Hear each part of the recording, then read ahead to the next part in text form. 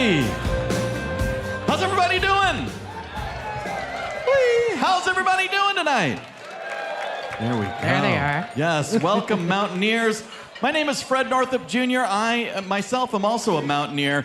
I'm honored to be back with you as your auctioneer for this Mountaineers annual gala, Adventure with Purpose. This is actually my 11th year, Tiernan. My 11th year. Oh my gosh, you're racking them up, Fred. I know. I love the Mountaineers and I love this event so much. So we are broadcasting live to the world right now. So everyone wave to our virtual viewers. We've got cameras in the back. We've got cameras up front. They're everywhere. Yes, so thank you all for being here with us. Yes, folks, I am Tiernan Madorno. I get to MC tonight. Excited to be back. Thank you all for joining us tonight. Tonight is all about building community, inspiring adventure, and supporting all people to go confidently out into the world and enjoy and protect the natural world. That's right. Tonight is going to be big, Tiernan. It's going to be a big night. How big? First, we welcome our guests of honor. We've got Art Wolfe and Sasha DeJulian in the building. I love it. And of course, backed by popular demand, you can see the ropes overhead. We have our Tyrolean Traverse, Tiernan. Plus, we'll auction off 8 amazing packages, which you can preview in the live auction catalog that is at your table right now. That's right. So start planning your strategy. You gotta Go now. through that catalog. Get with it, folks. This program is going to be a lot of fun, but we are also here for a reason. Tonight, every time you raise your bid card, you help youth and adults access the outdoors, and you join in conserving our lands and waters through books and programs at the Mountaineers. That's right. And we want you to take away a greater understanding of the programs and publishing efforts that you are supporting. So, before our Raise the Paddle, you're going to meet tonight's Mission Impact speaker, Miguel Angel Aldrete. Angel is continuing the legacy of what it means to adventure with purpose. That's right. Tonight, we are carrying on a tradition that will get people outside, provide transformative experiences, and protect outdoor spaces for generations to come. And now, friends and family, if you would hold your conversations, and take a look at the screens.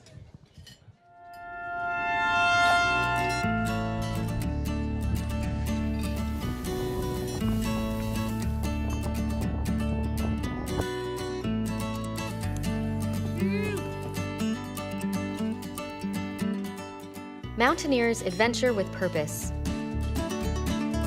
We seek out places that are bigger than ourselves to uncover joy and feel the transformative power of nature. We envision a world where all people have the opportunity to connect, experience, enjoy, and protect. We're advocates, raising our voices together for this and future generations. Mountaineers believe in the unwavering value of outdoor spaces and their power to change minds and inspire action. We adventure, exploring in places big and small.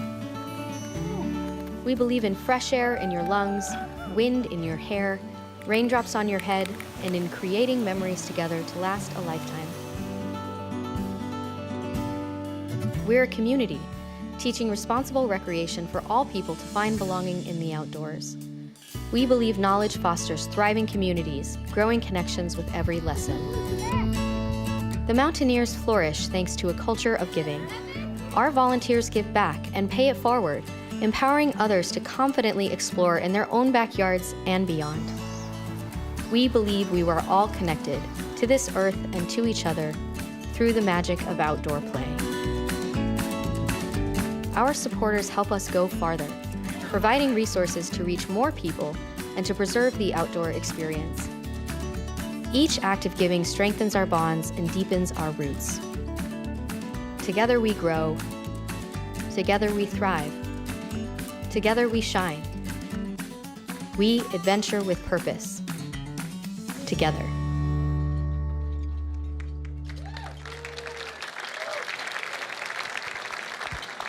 Folks, this evening wouldn't be possible without the incredible support from our event chairs, Roger Mellum and Manisha Pawar. Absolutely. Thank you both for serving on our board of directors, but also as Gala event chairs to help make this evening a success. Let's give them one more round of applause for good measure. There you go. Absolutely. It's a lot of work. Yes. We also want to make sure that we recognize our table hosts and captains who packed the room tonight. If you're sitting next to your table host, high five them. Our table captains, they are board members. They are members of our Peak Society. They are super fans of Art Wolfe and Sasha DeJulian. They're all those. Absolutely. And we also want to say thank you to the table's sponsors, some of our most active and engaged supporters. Thank you for all you do. That's right. And of course, we are honored to have tonight's Adventure with Purpose honoree, the legendary photographer and conservation advocate, Art Wolfe, is here with us.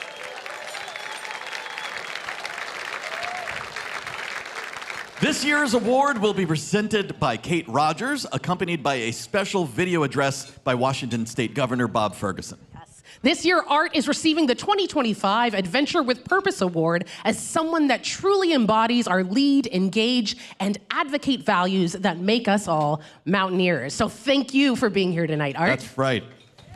We are also delighted to be welcoming our keynote speaker, Sasha DeJulian, who is here as well.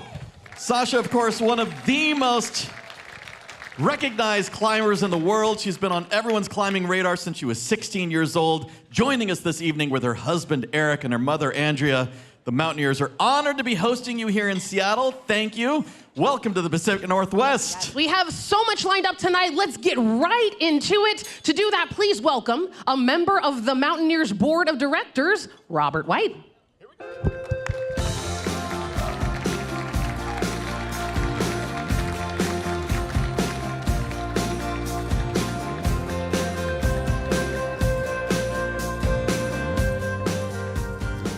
OCO, good evening, everybody. Thank you for joining us tonight for our annual gala.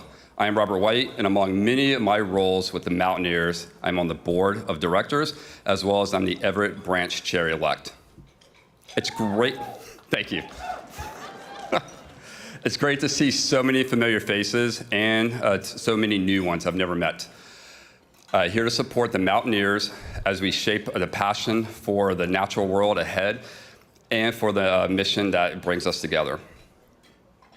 I'd like to begin this evening by respectfully acknowledging that we are on the lands of the Pacific Northwest Indian tribes who live here and steward these lands and waters as they have since time immemorial. As the Mountaineers pursue our mission, we strive to listen to and amplify their traditions and values through essential, respectful engagement. Are you able to turn this one bright light right up here down just a little bit, please? Thank you. It's like it's blinding right out of the back there. Appreciate it. All right, so I have the honor of recognizing the dedication and public service of two esteemed guests who join us here tonight. U.S. Congressman Gabe Vasquez, who represents the 2nd District in New Mexico, and Joe, thank you.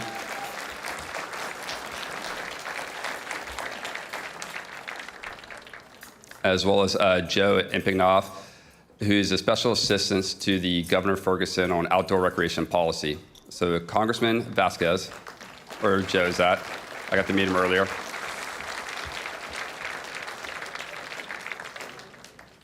Congressman Vasquez and Joe are passionate advocates for public lands and outdoor recreation, and we're glad to welcome you here tonight. So Governor Ferguson, please clap, go ahead.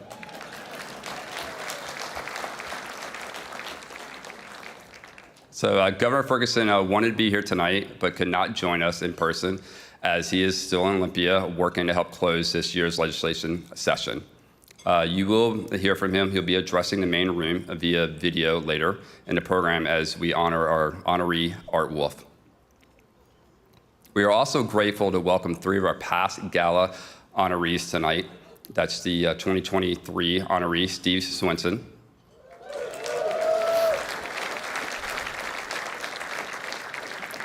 And watching from their home in Port Townsend, 2022 honoree Diane Roberts.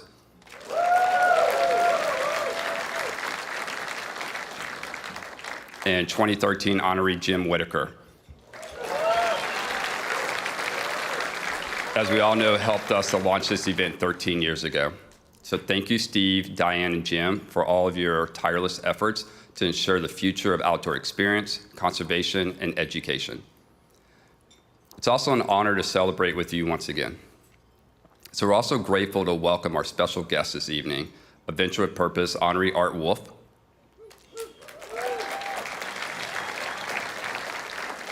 and our keynote speaker, Sasha DeJulian.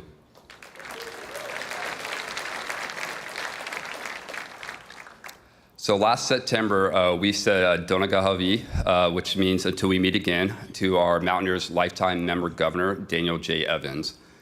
Governor Evans is known as one of the most distinguished leaders in the history of the state of Washington and was a recipient of Mountaineers Lifetime Achievement Award in 2020 for his environmental ethics and accomplishments in protecting our public lands for the health of our communities, our economy, and our planet. We miss you, Governor Evans, and are grateful for your lifetime of service to our state, our country, and our planet.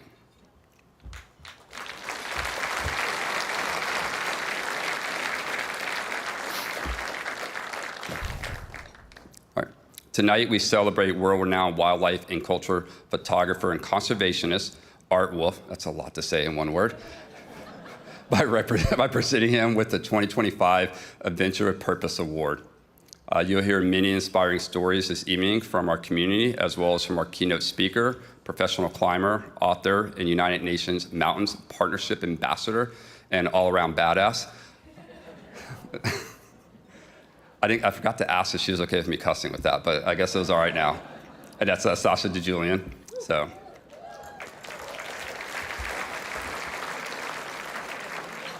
All right. So the Mountaineers is more than a recreation club. We're a community of adventurers, educators, volunteers, and advocates. Together, we teach skills that build confidence and safety in the outdoors. We steward public lands, we defend access to wild places, and we inspire the next generation of conservation-minded explorers. So as we gather here tonight, we're not just raising funds, we're fueling the future. A future where women of color, like my daughter Ellie, will feel welcomed, respected, and protected in the outdoors. Please. Even though she hates the snow, yeah. Where we've been good ancestors, prioritizing our actions that benefit future generations rather than the present or the past. And a future where adventure goes hand in hand with purpose. This is our first time climbing just last week. So each one of you in this room is contributing to that future, so thank you. Whether you teach our night sky and astronomy course, sorry, I have to laugh at this one. And yes, that is a real Mountaineers course where you can earn a badge. Lead a snowshoe trip, speak out on public lands policy, or simply just share the joy of the natural world with others. Your impact matters. And tonight is about recognizing that impact and building on it. And yes, we'll also have some fun. We'll raise our paddles. Hopefully walk away feeling more connected to this incredible community. So thank you again for being here, for your time, the generosity of our sponsors, and everyone's belief in what we can achieve together by adventuring with purpose. So let's make it a great night, and Wado, thank you. Thank you, Robert. In addition to Robert, we have a whole lot of other board members in the room. I would love it if all of the board members could raise your hand so we can give you your proper due and a big round of applause. Board members, board of directors. Don't be shy. Thank you, board members. Now, I'm curious, who was here for their very first Mountaineers Gala? Show of hands, where are you? Look at all these new people. Welcome. Newbies. Newbies, I'm telling you, you are about to see something you've never seen before. Only in the Pacific Northwest, only from the Mountaineers. It is the world-famous Tyrolean Traverse. Folks, yes, give it up for the newbies. If you're not a climber, A Tyrolean traverse is used to move between two rock features. The climbing style was developed and named after the Tyrol region in Italy and Austria. So it's when the climbers move horizontally from one point to another to get across a river or a detached rock pillar. I'm getting vertigo just talking about it. And tonight, a traverse is gonna happen right over your heads. That's right. Racing once again, we have teens from both the Tacoma and Seattle Mountaineer Adventure Club, better known as MAC. These Mountaineers Adventure Club members have been training for this battle all season, and they are ready to race their hearts out, Tiernan. Yes, Merla is in blue tonight, and she's racing to lead innovation in outdoor education. Isabel is in red tonight, and she's racing to engage a vibrant community of outdoor enthusiasts. Ireland is gonna be in green tonight, and she's racing to advocate on behalf of the natural world. So, are you ready to bring out tonight's climbers, everybody? All right, let's hit that music. Up first, in blue, Merla Cuts, everybody. Merla is a senior at Seattle's Lincoln High School and part of the Running Start program at Central Seattle College. Merla loves hiking, backpacking, climbing, cross and backcountry skiing. She also plays the cello, as if that's not impressive enough. She's first got involved with the Seattle Mountaineers Explorers program when she would tag along on MAC trips with her older sister. She has been part of MAC since 2022. She's here tonight to show you what she's got. She is racing again to lead innovation in outdoor education. She wants to support volunteers as they share their love of the outdoors. Everyone, make some noise for Merla Cuts. All right, thank you. You got it. Head on back. Up next in red is Isabel Chi. Isabel is a junior at Seattle's Lakeside High School. She is part of her school's swim and dive team and loves hiking and climbing, especially if she can jump into a body of water at the end. I'm into that too. Isabel started climbing when she was 11 and is part of the Vertical World Climbing team. Coming down through the center here, she went to Bouldering Nationals last year. Isabel joined MAC 3 years ago, where she has joined getting into outdoor sports climbing. Tonight, Isabel is racing to engage a vibrant community of outdoor enthusiasts. She wants to create a community of belonging and connecting more people to the outdoors. Mountaineers, please give it up for Isabel Chi.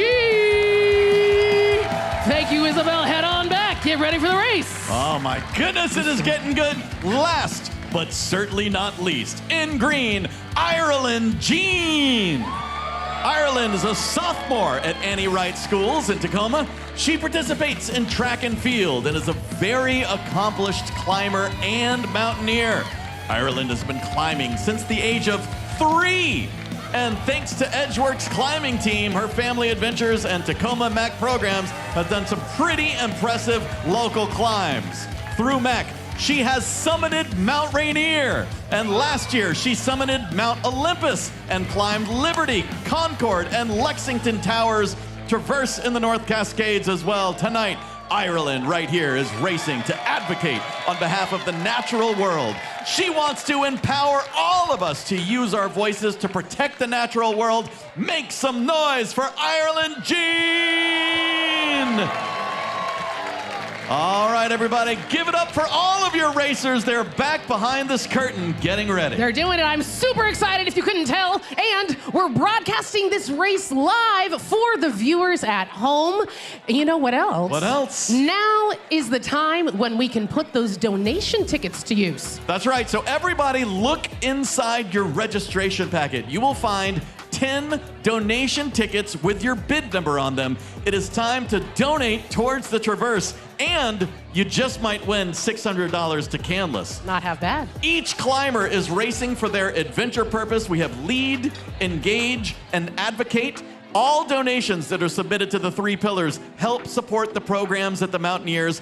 And as I said, one lucky Tyrolean Traverse ticket will be selected from the winning racer's bucket of tickets, and that winner is going to win a big prize, that dinner at Canlis. So You can donate as many times as you want, and you can donate for as many racers as you want. Remember, every $25 donation you give tonight, dollar donation, the Mountaineers and their efforts are going to be improved to get people outdoors safely and inspire them to protect the natural world. The more generous you are, the more funds to support your cause. So hold on real quick. I'll just say, so our volunteers are walking around with the bags right now. Beautiful. So grab your tickets and hand those in. Yes. What were you going to say? Absolutely. You heard all of the accomplishments of these incredible climbers. It's fair to say that this Tyrolean race is going to be anybody's game. Again, we are doing a final sweep for donations. You can see our volunteers. They have the 3 different colored bags. They're going table to table. We have that fun prize. Once the race is over, we're going to pull 1 ticket from the winning racer's bucket of tickets, and that bidder will get a $600 dinner at Canlis. That is dinner for 2 with drinks and wine pairings with your $600 gift card. And, of course, we will crown you and your table mates as Tyrolean champions. So again, look for our team of volunteers and spotters. They're running around the room collecting your tickets. Turn in your ticket now. You might win that $600 to Canlis. And more importantly, of course, you're supporting all that the Mountaineers does. There you go. You can place just 1 ticket behind 1 racer or 1 ticket behind each racer. You can do multiple tickets. You can do all 10 for your favorite racer. Go crazy. There's so many options. You are good at math, I trust. And again, you can donate as many racers as you want, or you can dedicate the entire bundle to your favorite racer. It's your choice. So while you turn in those tickets, let's remember who is racing for what. So Merla is in blue, racing for lead, innovation, and outdoor education. She wants to bolster support for volunteers and the next generation of outdoor leaders. About lead, here is what Merla says. I am racing to support our amazing and dedicated volunteer leaders that I have encountered while part of MAC. They really make the program what it is. These leaders dedicate so much time and energy to help us learn and enable us to go on the trips that we love. So, if you are supporting Merla and lead, wave your bid card. If you'd like to donate to support Merla and volunteer leaders. I see some waving down here, volunteers. Wave them high, get them up. The volunteers are coming around. You can drop in 1 ticket for 25, all 10. You know the drill. It's up to you. Drop your donation cards and your spotter's blue bag for Merla. That's right. And if you forget who you're voting for, remember you've got the big screen here on the big wall where you can see all of our racers. There in the middle, you can see Isabel in red racing to engage a vibrant community of outdoor enthusiasts. She wants to build a culture of belonging in the outdoors and inspire the next generation. About engage, Isabel says, quote, I think it is important to build a strong and diverse community in the outdoors so that we can support and learn from each other. I feel it is all of our responsibilities to share with others what we know and create an environment where everyone feels welcome and included. So, you've got your tickets. Again, if you're supporting Isabel and Engage, wave those tickets up in the air. If you want to donate, you can support Isabel and the future of belonging in the outdoors. Again, hold up those tickets, wave your arms high. Our volunteers are running around right now with the 3 different colored bags, and you can drop in 1 ticket for $25 or all 10 tickets for $250. It's up to you. But again, you can see the red bag for Isabel here in the red. And Ireland is in green, and she's racing to advocate on behalf of the natural world. She wants to create a community of powerful voices for our public lands. About Engage, Ireland says, as outdoor enthusiasts, reaching summits and seeking views and new experiences often feels like the main priority. However, if we don't prioritize advocating for the natural world that we cherish, we won't have the ability to strive for new summits and enjoy what nature provides. As outdoor recreationists, say that 3 times fast, Fred, I dare ya. One of our largest responsibilities is advocating for the natural world and places we know and love. So folks, if you are supporting Ireland and advocate, raise the bid card. If you'd like to donate to support Ireland and our wild places, or get those cards up high, you can drop your tickets. Your tickets, $25 each. 1 at 25 or all 10 for $2.50. It is completely up to you. I feel like we're starting to round things up. Drop the donation cards in the green bag for Ireland. That's right. So we're going to advance because it is time for our race right here. Here's how it works. At the middle of the room, you can see the flags right there. That is our halfway point right there. The racers are going to head to that flag, pull on it, and then turn around and come back. You will see there will be a row of lights indicating the finish line right here above our heads. First one to cross the finish line is the winner. Ladies and gentlemen and everyone else, let's drop the curtain and get ready to race. Here it comes. Here they are. All right, everybody. The racers are ready. Are you ready, racers? Racers are ready. They're in position. Here we go. On your marks, get set, go! And here they go. Merla in blue, Isabel in red, Ireland right there in green, and there they go. It is anybody's race right now. Holy cats, we got a flag down, but the energy is there. Keep it going, folks. Ireland is putting it strong. His climbing skills are coming in use. She's giving it her all for Advocate. She's there at the finish line. There's the finish line right there. First place. Coming in second. Very impressive racing. You and did here, it. Bringing it in strong. Keeping it going. Let's help her out, people. Merla pulling along.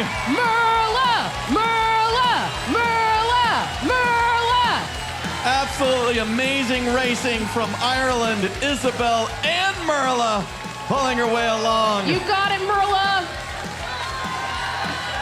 Give her some help, folks. Give her some energy. Merla. I'm telling you, that is tough stuff right there. Especially when you're going uphill right there. Friends, can we give it up for our three winners, our three racers? And one more round of applause as Merla comes to the finish. For your champion, Ireland, right up there. Congratulations. I have been here at the uphill climb part of pulling on ropes, and I can tell you this is the hardest part when you're going uphill. That is the challenge right there. So. You are doing so good, and it is so close. Just a few more scooches, my friend. Merla, Merla, Merla, Merla.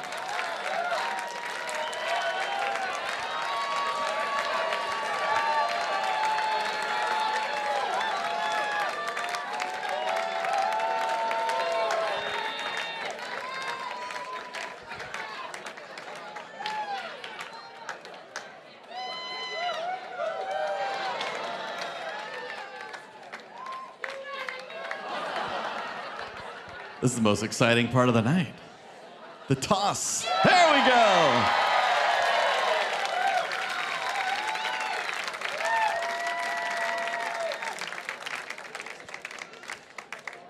Friends, one more round of applause for our three incredible racers.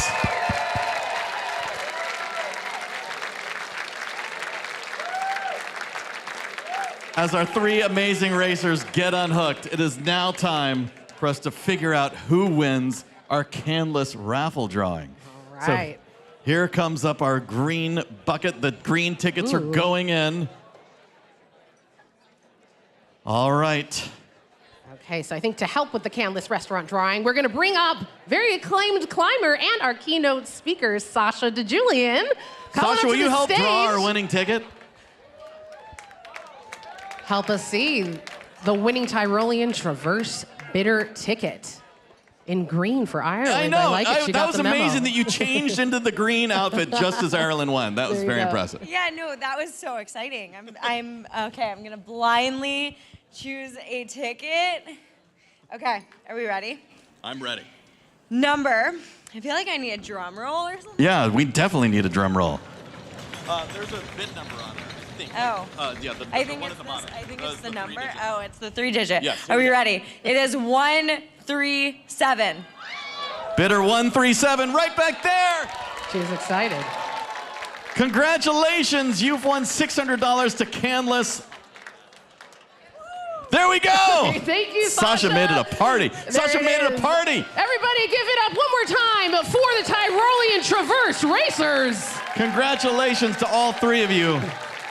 That is impossibly challenging stuff. All right, everybody. Before we continue, we want to take a moment to recognize our partners again who helped make this night possible. An appropriate place to start is with our longtime partner, the REI Cooperative Action Fund. We are so grateful for REI Co-op's continued support of the Mountaineers as our signature partner, providing critical funding to elevate our mission and programs. The Mountaineers and REI have a deep history dating all the way back to 1938. Mountaineers climb leaders Lloyd and Mary Anderson created REI as a way of making quality climbing gear more accessible to Mountaineers, students, and instructors. And we're grateful for the continued partnership. So thank you, REI team and the REI Cooperative Action Fund. Yes. We also want to say thank you to tonight's supporting sponsors, Greg and Mary Moga. Greg and Mary are dedicated sponsors of the Mountaineers. They are supporting keynote speakers, Sasha DeJulian, who you just met, and other special guests this evening. So thank you both for being such generous supporting sponsors. Yes. Thank you to our contributing sponsors, Brown & Brown of Washington, Petzl, and Waypoint Outdoor. Tonight, we have representatives from all of our contributing sponsors in the room, and you can hear them. Contributing sponsors, please wave your hands, give it up, make some noise so we can see you, and thank you for your support. Those are the party tables. There you go. Meanwhile, we do want to say thank you to United Airlines, a world leader in the development of sustainable aviation fuel. This aligns, of course, with the Mountaineers' value to invest in climate change action. You'll all have a chance to bid on 2 Polaris business class tickets tonight in our live auction. So thank you so much to Barney Harford and Beth Burbaum for your support and making these United Airlines tickets possible. Thank you as well to Unicruise Adventures. Excuse me, not just one, Uncruise Adventures that take you on destination cruises that get you next to nature while skipping the big cruise scene and port town crowds. Uncruise trips get you out kayaking, hiking, snorkeling, and up close with wildlife in the natural world. You'll have a chance to bid on one of their spectacular cruises for 2 to Baja, Mexico, folks. That's later in tonight's live auction. And a shout out to the Uncruise Adventures team here in the room tonight. That's right. We also want to say thank you to our venue hosts, Fremont Studios, as well as Casper's Catering for this evening's wonderful meal and food service. Thank you to our food and beverage sponsors, Georgetown Brewing Company, Ghostfish Brewing Company, Seattle Cider Company, Athletic Brewing Company, Talking Cedar, and Tint Cellars. Yes, I love everyone that you just named. Yes. So thank you, everybody, for attending. Thank you to each of our sponsors for your ongoing support in providing beverages for us tonight and at the many other events for the Mountaineers, too. Thank you also to all of our in-kind businesses and individuals that gave to our live and silent auction. There on the screen are 120 businesses and individuals who contribute gifts of goods and services to make tonight's event extra special. Many of these businesses, brands, and Mountaineers members and authors are also here in the room tonight, so make some friends and network. It is thanks to each of their donations that tonight's 60 live and silent auction packages were made possible. So let's give them a huge round of applause.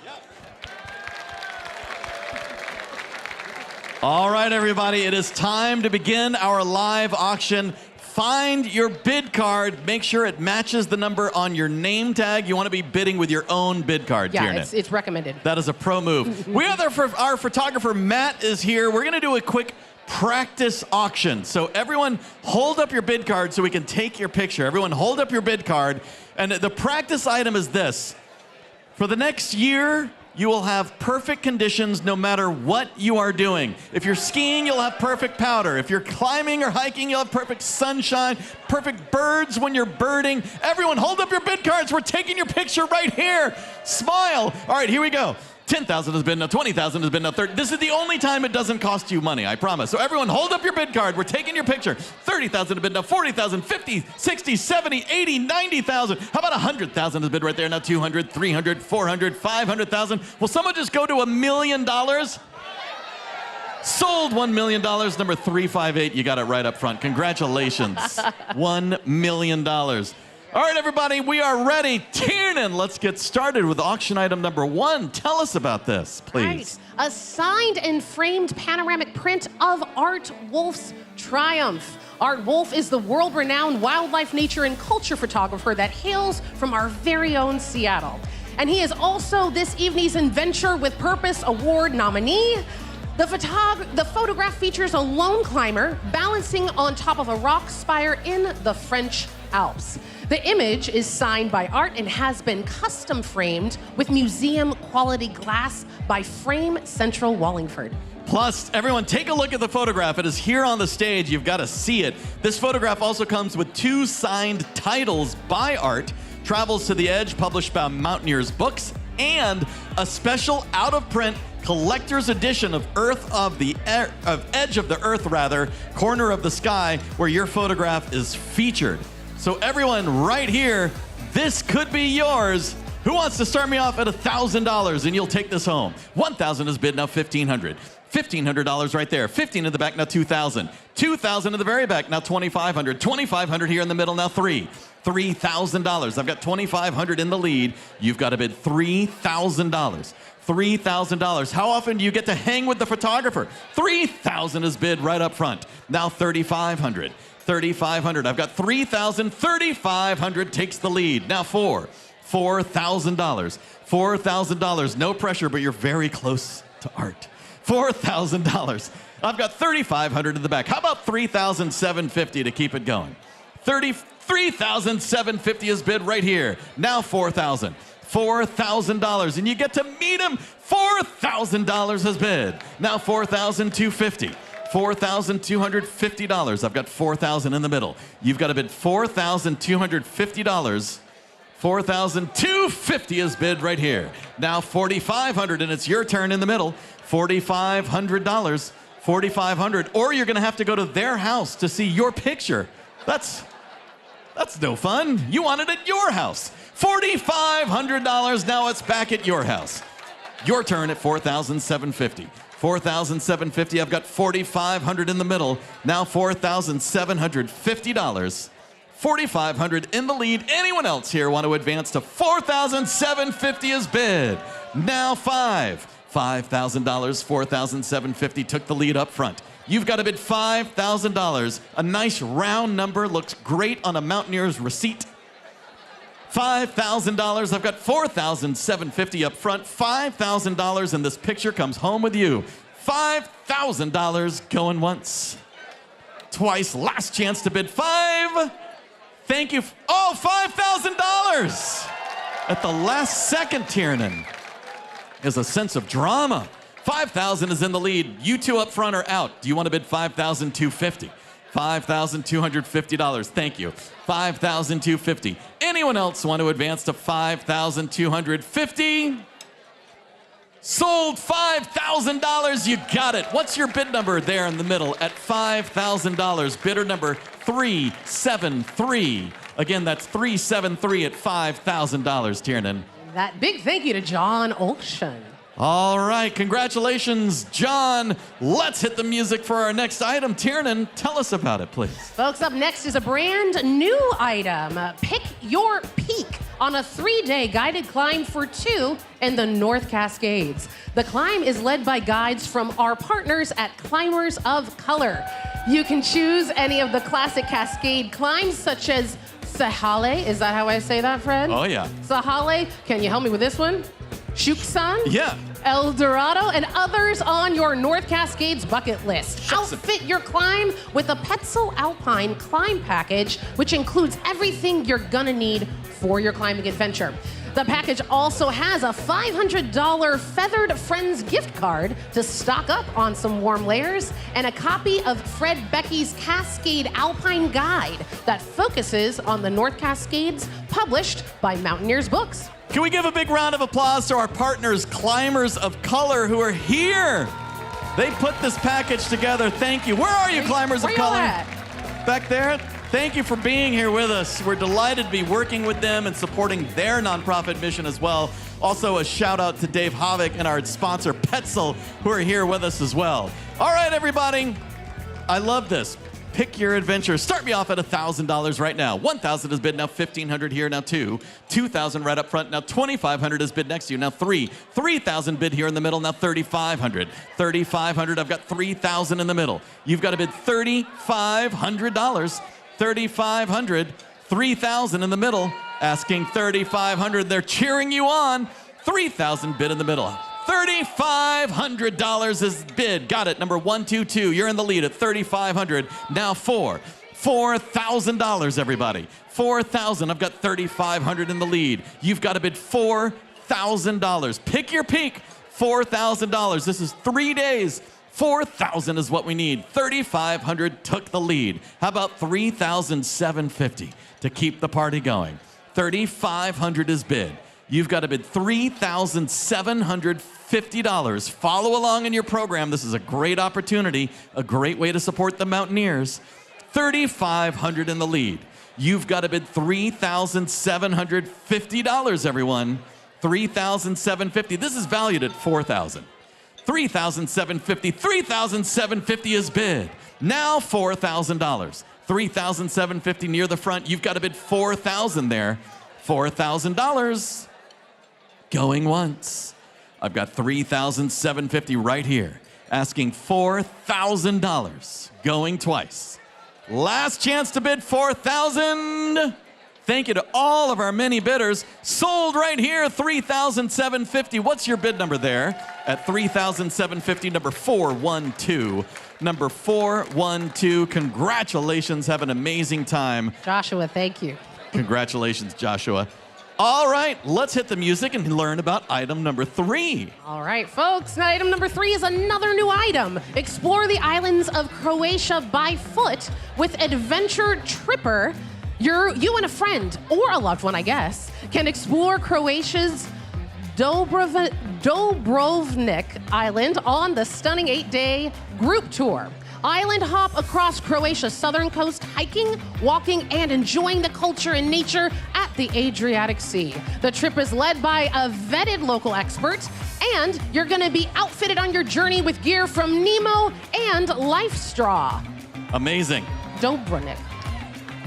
Adventure Tripper, by the way, is a Seattle-based company that makes transformative, active travel, including over 450 curated trips, accessible to everyone. We have members from the Adventure Tripper team here in the room, including Preeti Suri, the founder and CEO. Thank you, Preeti, for being here. Thank you to Adventure Tripper for being here with us. And thank you to our sponsors, Waypoint Outdoors, for the gear. We're very grateful.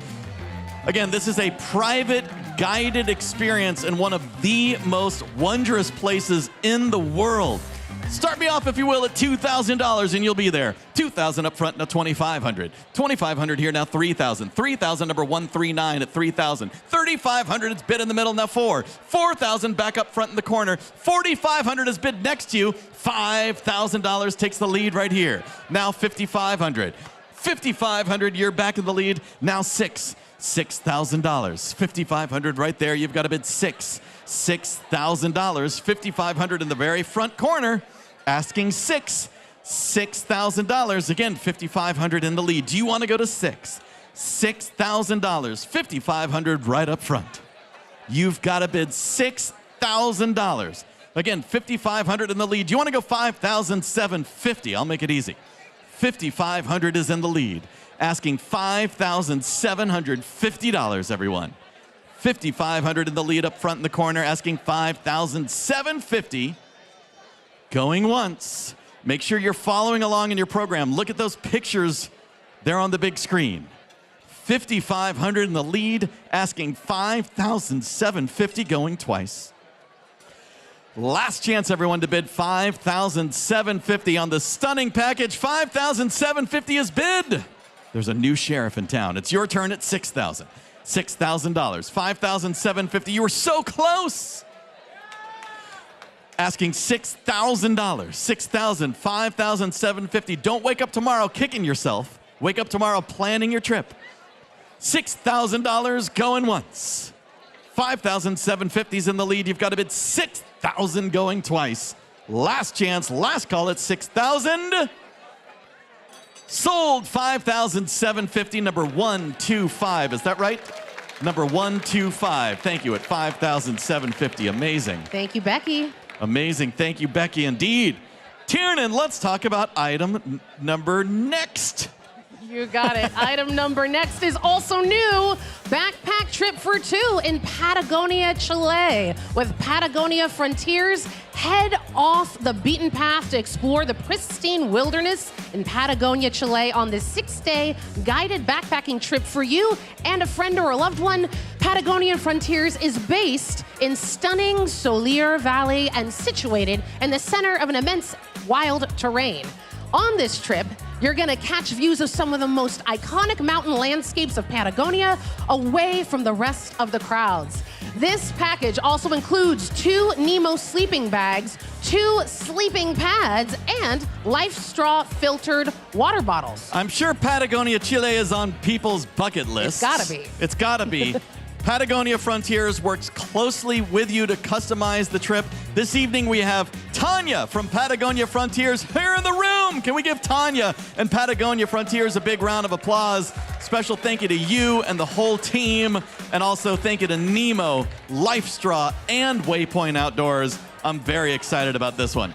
So everyone, start me off at $2,500 and you'll be there.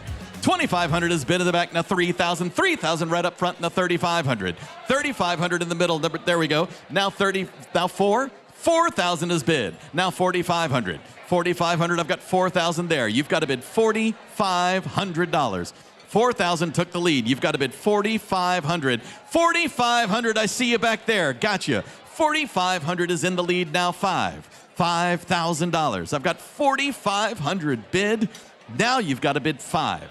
$5,000 takes the lead here on the left. Thank you. Now $5,500. $5,500. I got $5,000 that way. You're out in the back over there. You've got to bid $5,500. Look at the pictures on your screen. Picture yourself there and bid $5,500. $5,500. And we got $5,500 is bid. Now $6,000. $6,000 is bid. Thank you. Now $6,500.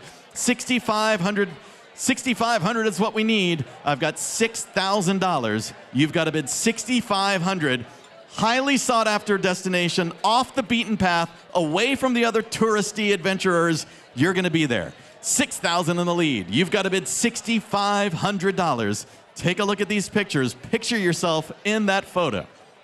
$6,000 in the lead. You've got to bid $6,500 going once. Again, $6,000 in the lead on the left. You've got to bid $6,500 going twice. Last chance to bid $6,500. Are you in the lead at $6,000? Are you? I want to make sure you're not outbidding yourself. Okay, good. I mean, that is very generous. You do not have to outbid yourself. That's a real mountaineer right there. Sold $6,000. Congratulations. What's your bid number there at $6,000? Hold up that bid card at $6,000. Bidder number 244. Again, number 244. Congratulations, Megan. Megan, yeah. Oh, that's going to be fun. Thank you so much. All right, let's move on to item number 5, Tiernan. Absolutely. Back by popular demand is our adventure awaits in the heart of the French Alps package.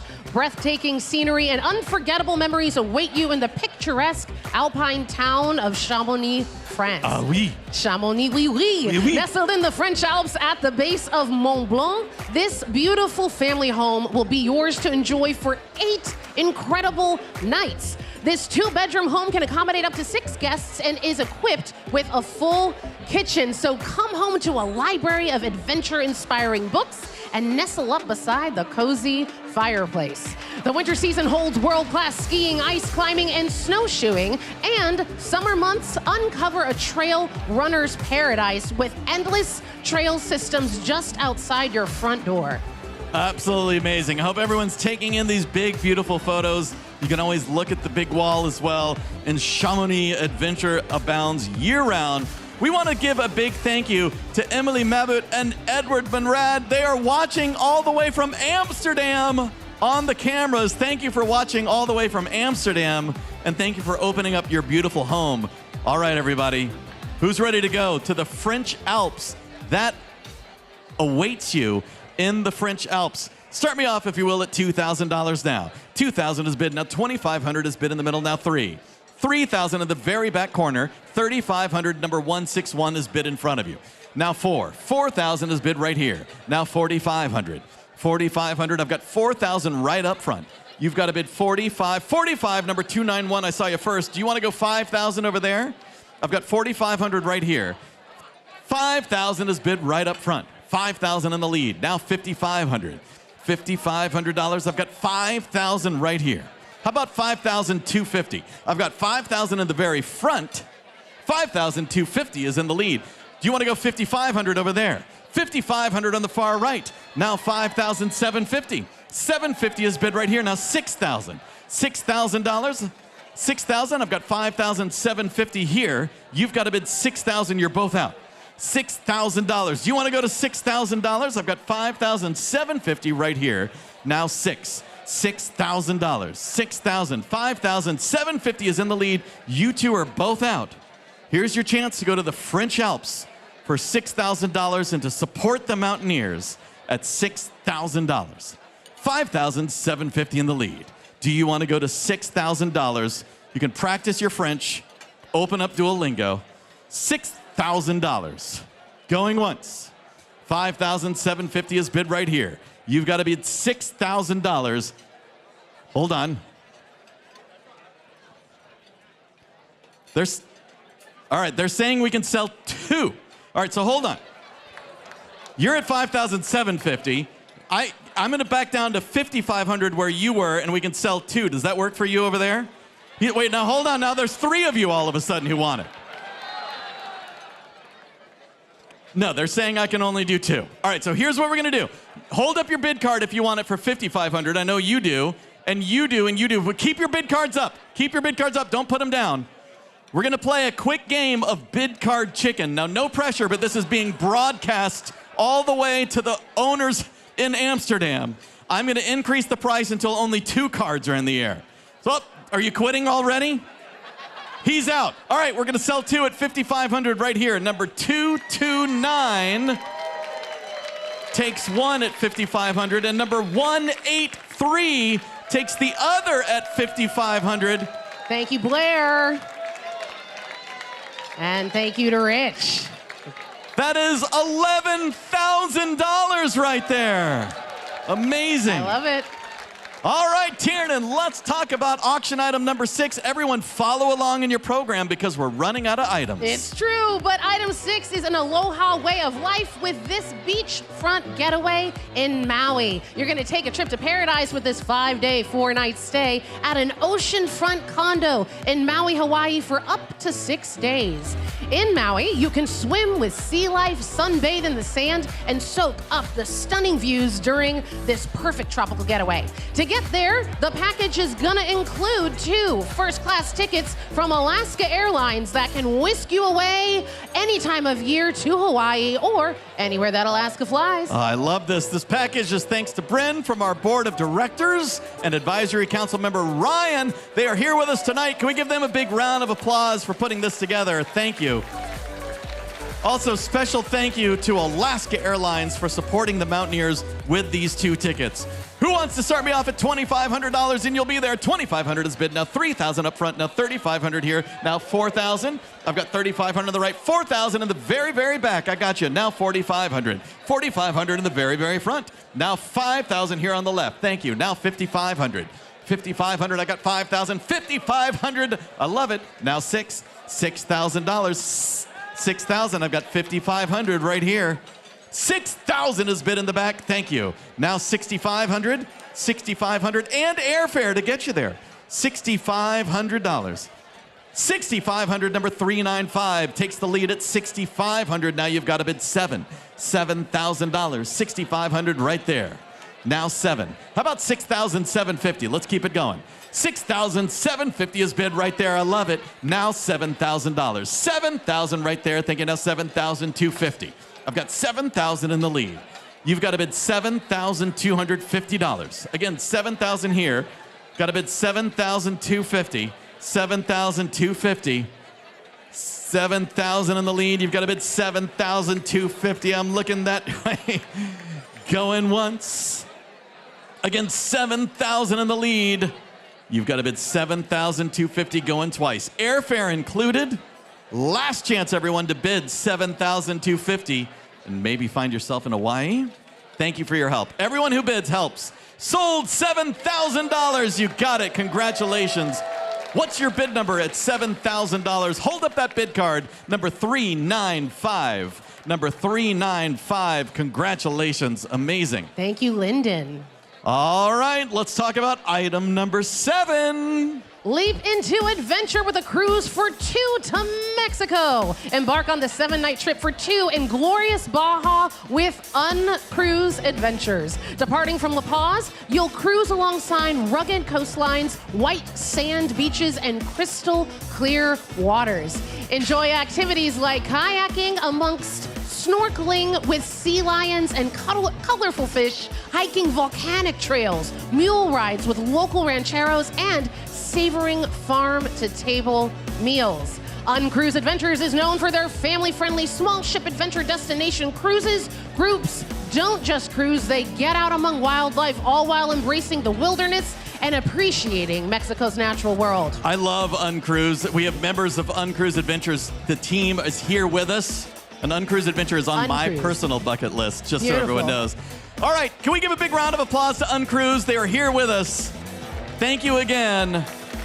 Friends, who is ready to head to Mexico with Uncruise Adventures? This is a big one. Start me off, if you will, at $3,000.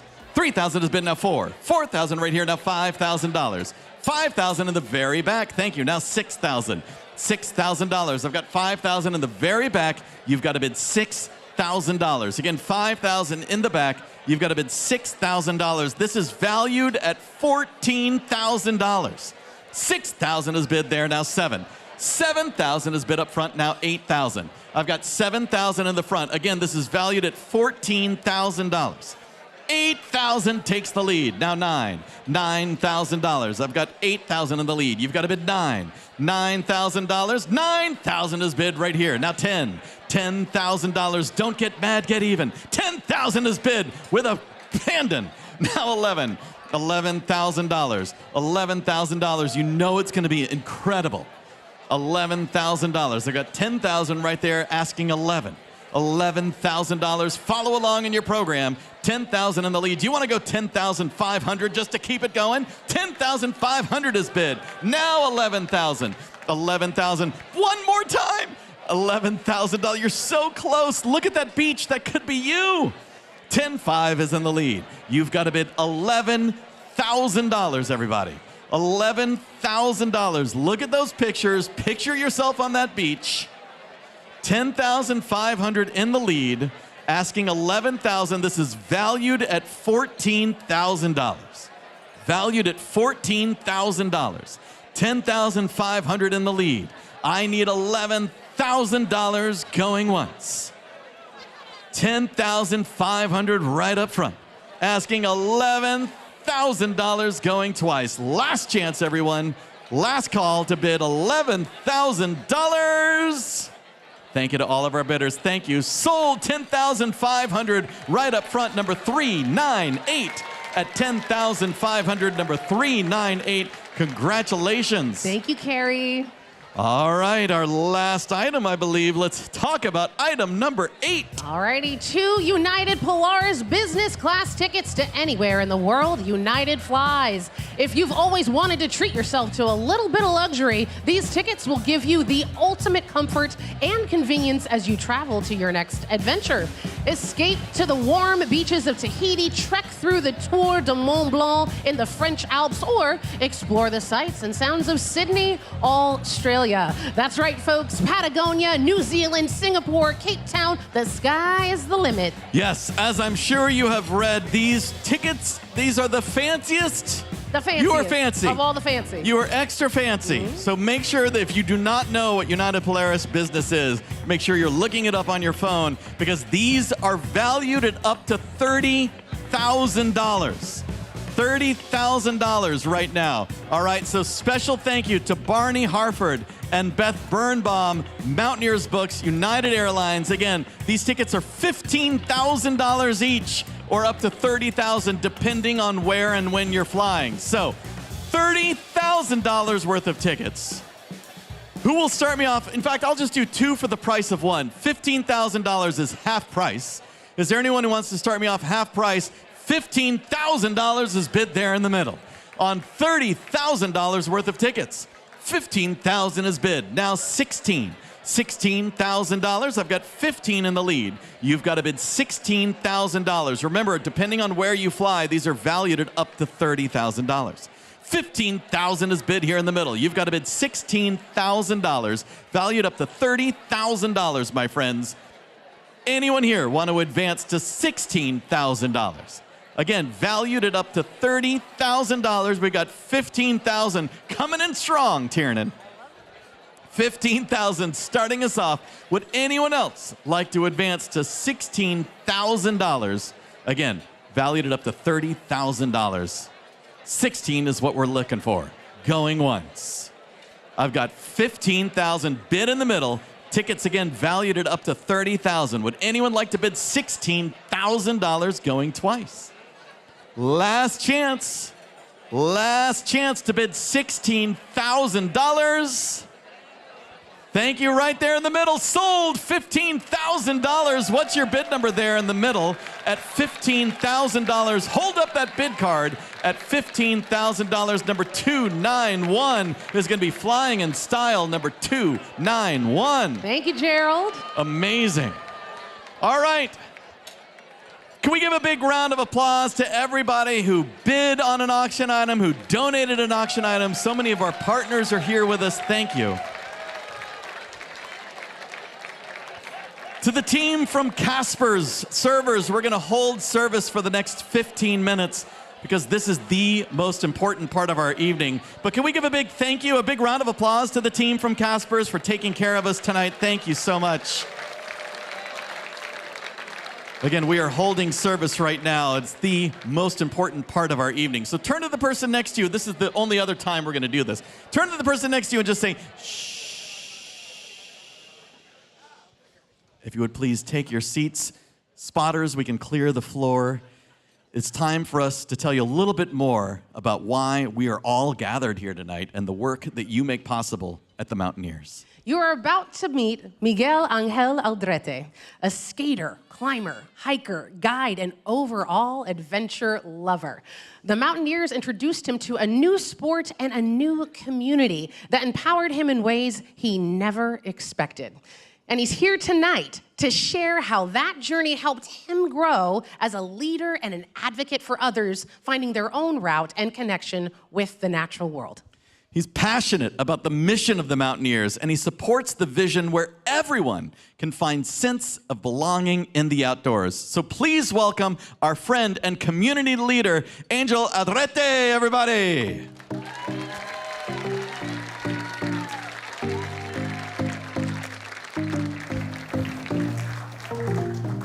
Wow, this is a lot of fun. Thank you all. Hola, buenas tardes. My name is Miguel Angel Aldrete, although all my friends and family call me Angel.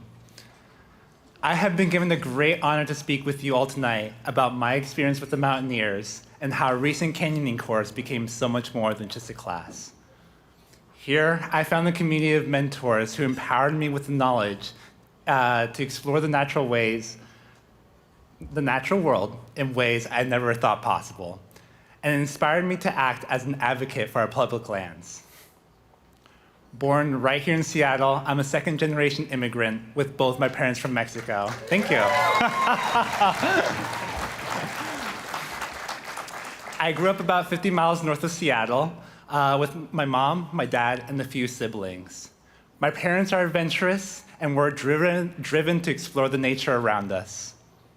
When I was young, my parents planted the love of nature by bringing us to activities such as playing in the beaches of the Puget Sound or hiking in the Cascade Mountains amongst the evergreens. I'm blessed because they gave me a lot of things they never had the opportunity to do when we were younger. One of the biggest gifts that they had given me, the one that shaped me throughout my whole life, was to seek and enjoy the great outdoors. That foundation to the outdoors is what helped me grow into the person I am today. All those moments, big and small, that I've spent my family with nature, I'll hold on to forever. Now, one of my favorite ways to spend my time are the moments where I'm completely stunned by the beauty of nature. Places where I whisper to myself, wow, I'm really here. These moments give me perspective on how my journey has led me to this point. A peaceful sense of belonging and purpose that reinvigorates my interactions with others. Those moments are often paired with the beauty I experience when I sum up a peak, either from a long hike, a careful scramble, or a rest at a set of anchors while climbing. And I've been getting that awestruck feeling within my newest passion called canyoneering. It was this last summer where I was able to take my first class directly through the Mountaineers. The first time I ever heard about canyoneering was from a YouTube video from a channel called How Not To. In the video, they're jumping and sliding into big pools, floating down a creek and rappelling through waterfalls. But the safety techniques were confusing and mysterious. Compared to climbing, they had different knots, ropes, rappel devices, and harnesses. It wasn't until a year later that one of my friends and former climbing instructors, Crystal, who is here with me tonight, shared information about the Mountaineers' first ever Black, Indigenous, people of color focused canyoneering course. And I applied that very moment.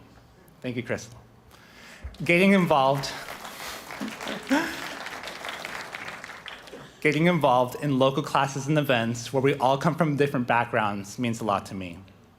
For many in the minority community, access to the outdoors can be a challenge.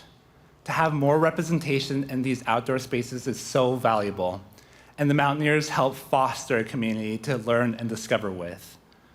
This course was a chance to enjoy being a team member with my peers and to build connections within the larger community.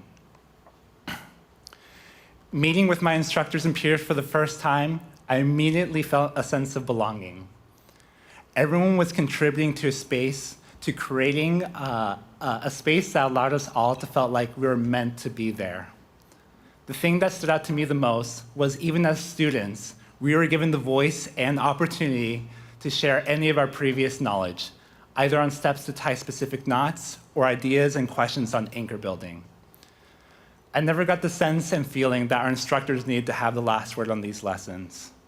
I believe they knew the value of how a person can learn best when they are given the opportunity to teach others. Canyoning is a team sport. People often mention that in canyon, there are no egos. Everyone has to work together as a team to make it through to the end. And my instructors led by example those ideas of team collaboration. Always under the supervision and guidance of our instructors, practice sessions eventually led to being in the canyon to apply what we had learned as a team. The mysteries of how to safely enter and go through a canyon were slowly demystified.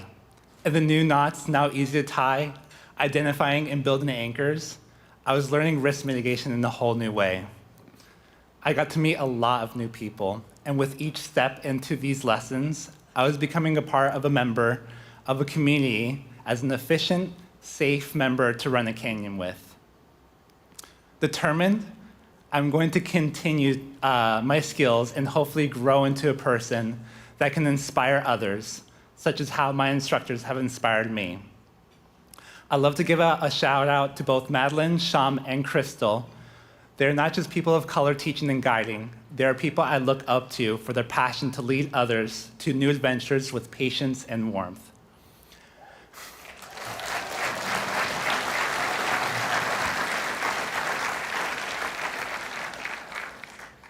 As a Mexican, I aspire to do the same, a possible bridge to connect people like myself to these outdoor spaces I've grown to love.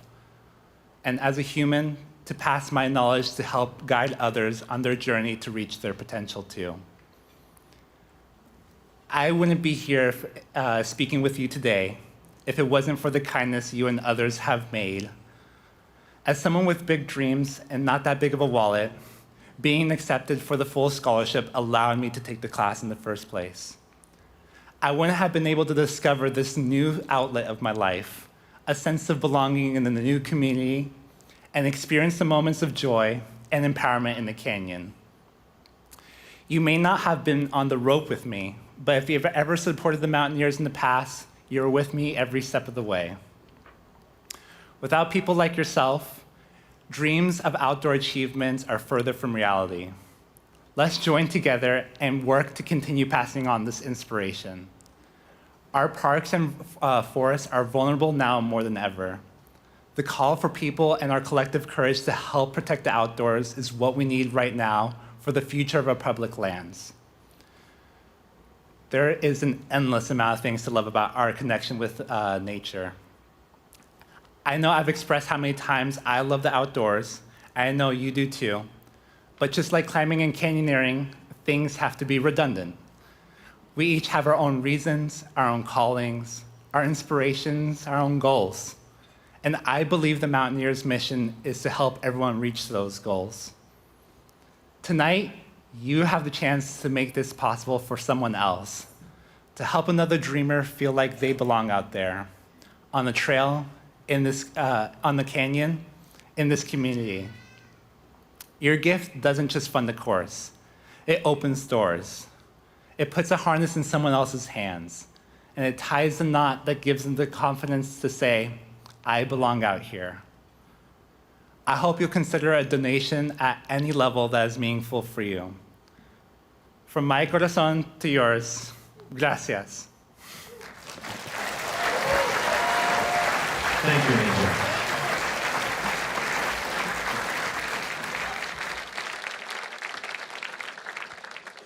Well, now is our turn, friends, to join Angel and support a future where everyone can find belonging in the outdoors. We're going to start at a big number. We're going to work our way down. But as Angel said, we just hope that you will give at a level that is truly meaningful to you. So with that, we're going to start our giving tonight at $25,000. We know that we have gifts coming in from online. We've got gifts coming here in the room. But tuning all the way from Amsterdam, we want to say thank you to bid number 701. That is Edmund Rad and Emily Mavitt, who are giving from afar, watching online. Thank you so much for your generosity at $25,000. Incredible. Is there anyone here who would like to join them at $25,000? And right up front, number 396 also joins us at $25,000. Thank you, Gene Rhodes. Incredible. Is there anyone else who would like to join these two generous supporters and join us at $25,000? Tiernan and I like to point out, if everyone gives $25,000, it'll save a lot of time. He's on to something. Get right to those keynotes. How about a big round of applause for our two $25,000 supporters? Our next level is $20,000. Who can join us now at $20,000? Hold up your bid card proudly, and here we go. Number 183. That's Rich and Martha Draves. Thank you, Rich and Martha. Thank you so much for your generosity. Anyone else want to join the Draves at $20,000? I'm looking around the room. How about another round of applause for them at $20,000? Thank you.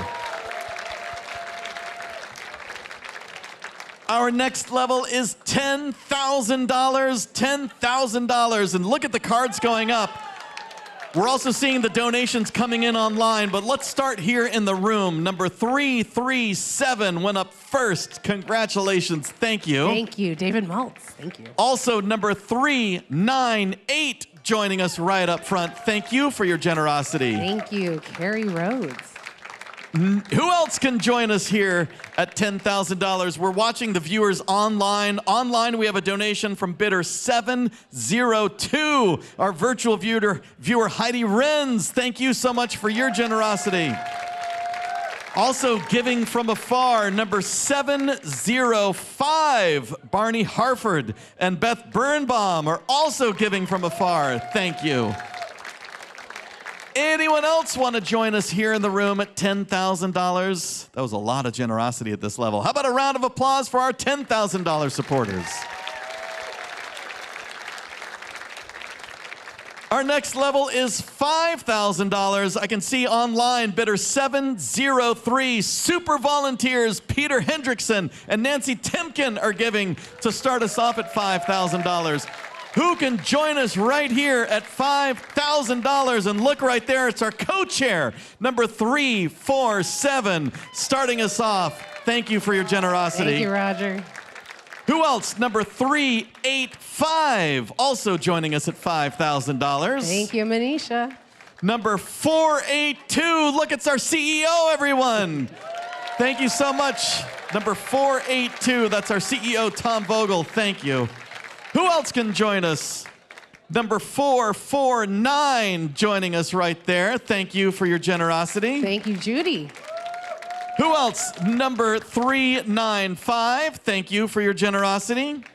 Thank you to Lyndon. Over there, I can see bidder number 101. That's Peter Ackroyd, I know, right over there. Thank you so much, Peter. Number 418 also joining us. Thank you. Thank you, Vic. Number 285 also joining us. Thank you. Thank you, TJ. And number 296. Is that right, Tiernan? Number 296? That is 296. That's what I see. Thank you to Bryn. All right. Anyone else want to join us here at $5,000? Yes, number 373. Thank you for your generosity. Thank you, John. Anyone else want to join us at $5,000? How about a big round of applause for our $5,000 supporters? I love this as we're watching these gifts coming in online. $2,500 is our next level. How often do you get to give with former REI CEO and Secretary of the Interior, Sally Jewell, giving $2,500? Incredible. Local legend. Who can join Sally Jewell at $2,500? I love this. Tiernan, I see number 459 starting us off. And the crowd gets quiet. And I'm going to thank you so thankfully. There we go. Steve, thank you. Steve Swenson, the legend. Speaking of legends, number 412 also joining us. Thank you so much. Thank you, Joshua. Number 391, thank you. Thank you, Shelly. Number 504 keeps it going. Thank you, Brian. Number 231, thank you. Thank you, Martinique. Number 228, thank you. Thank you, Jen. Yes, number 108, thank you for your generosity at $2,500. Renee, thank you. Number 186, amazing, thank you. Debbie, thank you. Number 389, thank you for your generosity. Thank you, Kavya. Number 384, also joining us at $2,500. Thank you, Rumkey. Number 353, thank you so much for your generosity right here. Thank you, Brady. Number 257, thank you so much. Thank you, Lee. Number 314, thank you. Thank you, Jake. Number 481, also joining us at $2,500. And Susan, thank you. Number 319, also joining us at $2,500. Thank you, Jeff. Anyone else want to join Sally Jewell and everyone else apparently in this room at $2,500? How about a big round of applause for our $2,500 supporters? Amazing. All right, everybody, our next level is $1,000. Remember, our goal is 100% participation. When you raise your bid card, you create meaningful outdoor experiences to ensure healthy, active communities and a future for conservation. Let's do it together. Who can raise a bid card and donate $1,000? And here we go. Number 311 starts us off. Thank you so much. Number 434. Number 233, and we'll put your names up on the screen. And once I read your bid number, you can put it down. Number 276. Number 113, thank you. Number 259. Number 132. Number 452. And number 444. Number 236, bidder 451. Bidder 216, number 527. Bidder 202, number 199, and 135. I'm heading to the back, Tiernan. Number 465, thank you for your generosity. Number 435. Number 161, number 252, number 377, number 246. I like the crowns happening right here. Number 137 from our royal table. Number 516, number 323. Thank you. Number 516. I got you already. Got it. Thank you. Number 102 and number 243. I see number 443, bidder 130. I see 487, 419, bidder 290, number 142, bidder 290 gives again, bidder 406, and number 425. I like when people give twice. You can do that. Number 392, thank you for your generosity. Number 371, number 258, number 149, number 477, number 236, and number 368. I see 221, bidder 115, bidder 383. Is there someone over here? Number 165, my friends over here. Number 350, number 318. Anyone else? Number 179. Anybody else at $1,000? That was a lot of people. How about a big round of applause for our $1,000 supporters? Our next level is $500, and we have an exciting announcement. We're going to make it easy to give. Maybe if you want to give twice, here's your chance. We have Mountaineers, as you know, who are all over the globe, and a few of those Mountaineers couldn't be here with us tonight, including community leaders like Peter Hendrickson, Nancy Timken, Renee Yoakum, Greg Pendris, Garth Jacobson, and many other Peak Society members. They have pooled their money together, and they are offering a $20,000 match. So let's give them a big round of applause to our mountaineering friends who couldn't be here with us.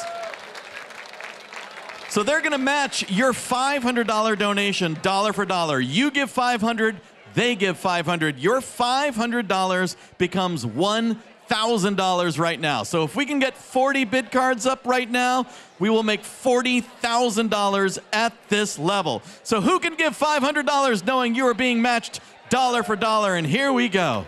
Number 250, thank you for your generosity.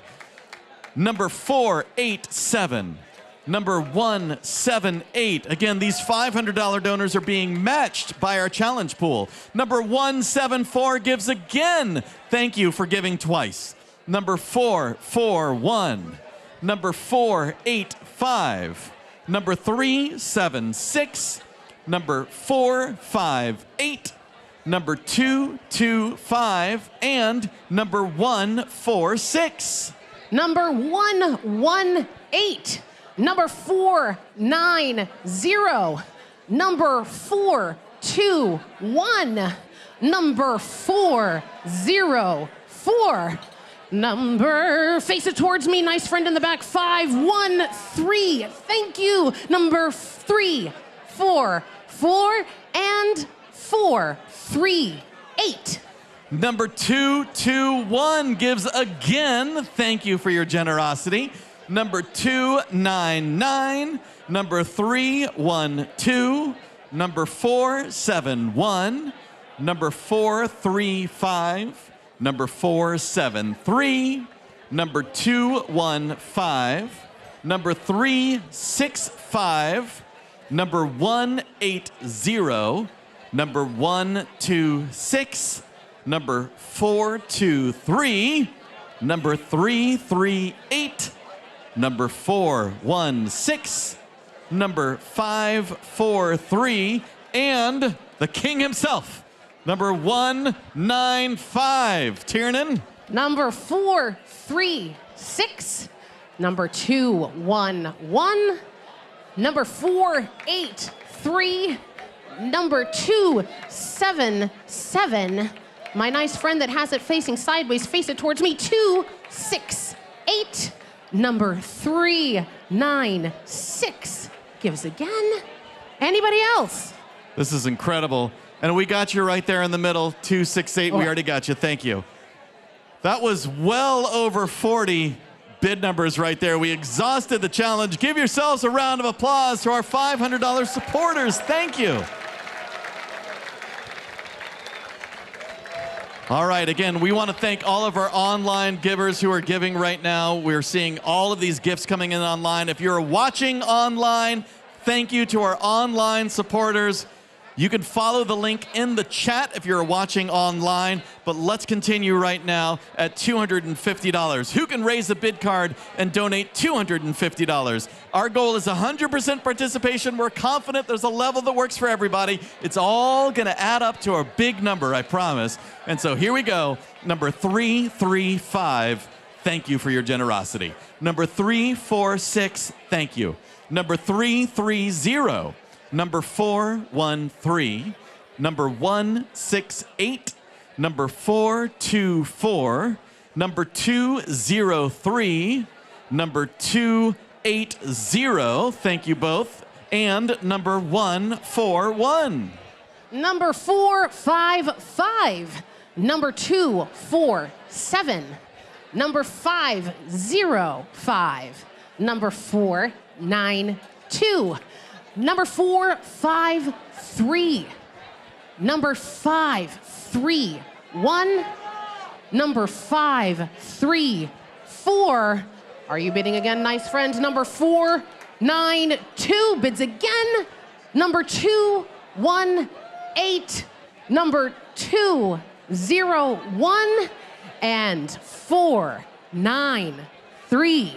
Right up front, number 408. Thank you for your generosity at $250. Number 426. Number 317. Thank you. Good to see you. Number 489. Number 298. Number 332. Number 228. Thank you. Tiernan, what do you see? I don't think I see anybody else. Anyone else want to raise a bid Anybody card else? at $250? How about a big round of applause for our $250 supporters? Tiernan, our last level is $100. If you've always wanted to be one of those cool people who gives twice, this is your chance. Tonight is all about adventuring with purpose, so dig deep. Who can give another $100 or give $100 for the first time? Either way, here we go. Number 156, thank you for your generosity. number 495. All of these generous supporters at $100. Number 274. Number 348. Number 144. Number 394. Number 260. All of these generous $100 supporters, thank you. Number 111. Number 255. Number 264. And number 514. Number 475. Number 339. Number 310. Number 184. Number 447. Number 226. And number 430. Also at $100, thank you to number 507, number 167, number 172, number 254, number 253, and number 271. Number 537. Number 536. Number 532. Anybody else? Do we have people hidden around over here? $100. Anyone else hiding down the side at $100? We don't want to miss anyone. Okay. How about a big round of applause for everyone who raised their bid card here tonight? Thank you so much.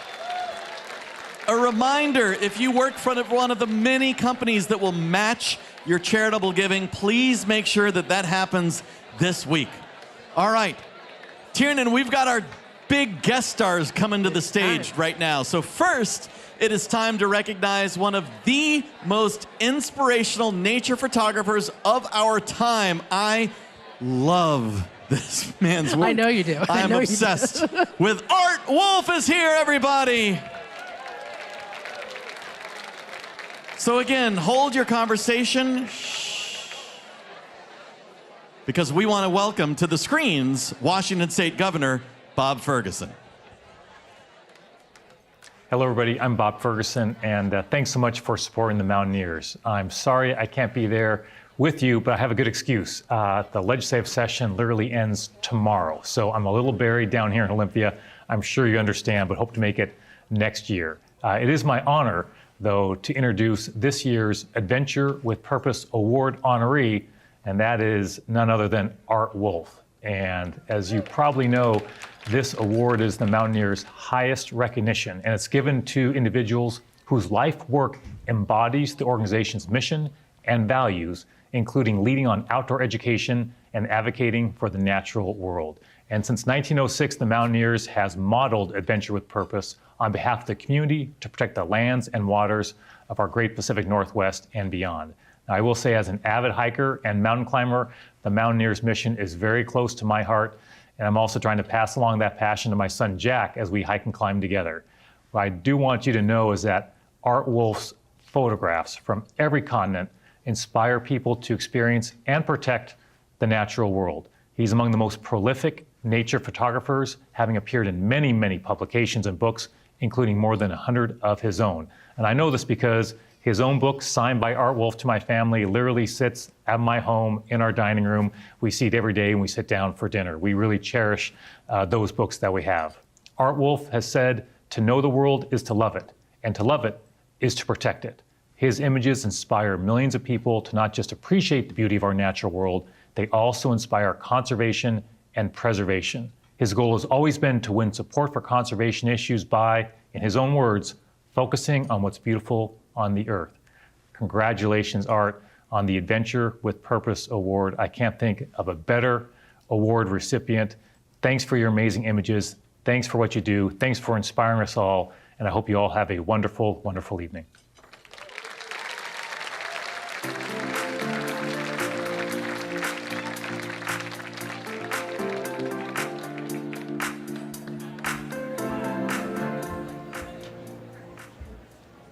Hello, good evening.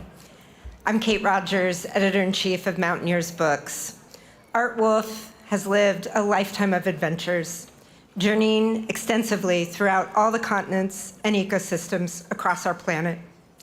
He has combined his love of travel, deep curiosity, artistic acumen, and passion for conservation into a vivid exploration of wildlife and landscapes, people and vanishing cultures, all of which make up this rich and beautiful world.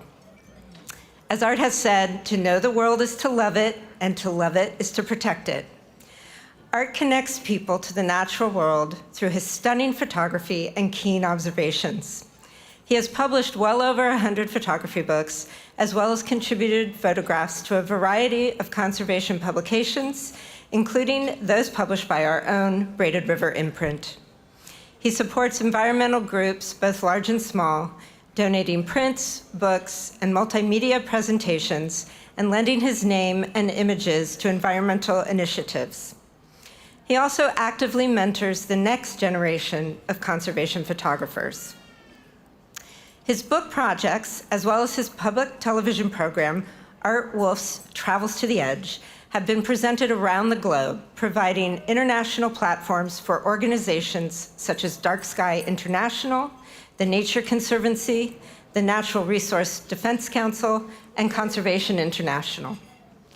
Art is a valued partner in realizing our shared conservation mission through our publications. Mountaineers Books was honored to publish the companion book to Travels to the Edge, and we are now thrilled to be collaborating on a new forthcoming work with him.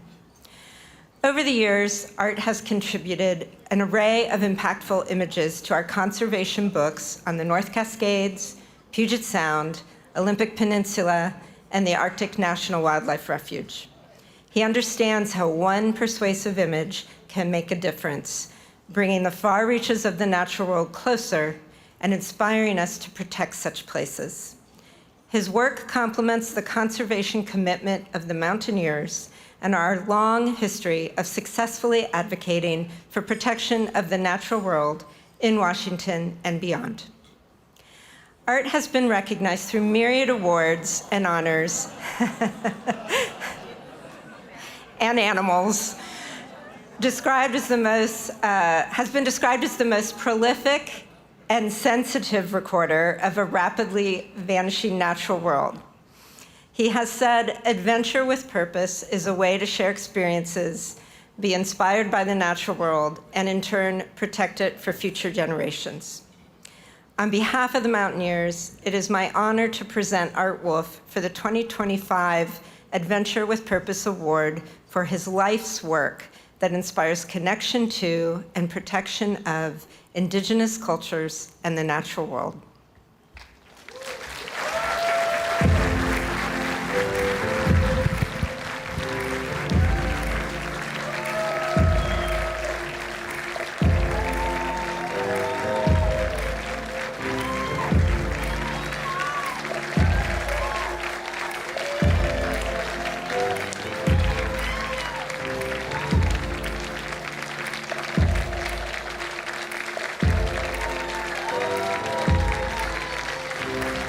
Thank you. Thank you, thank you, thank you. A little gin.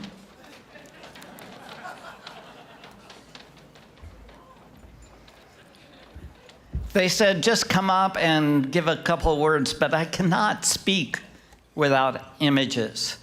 So I'm going to just briefly give you a synopsis of my history.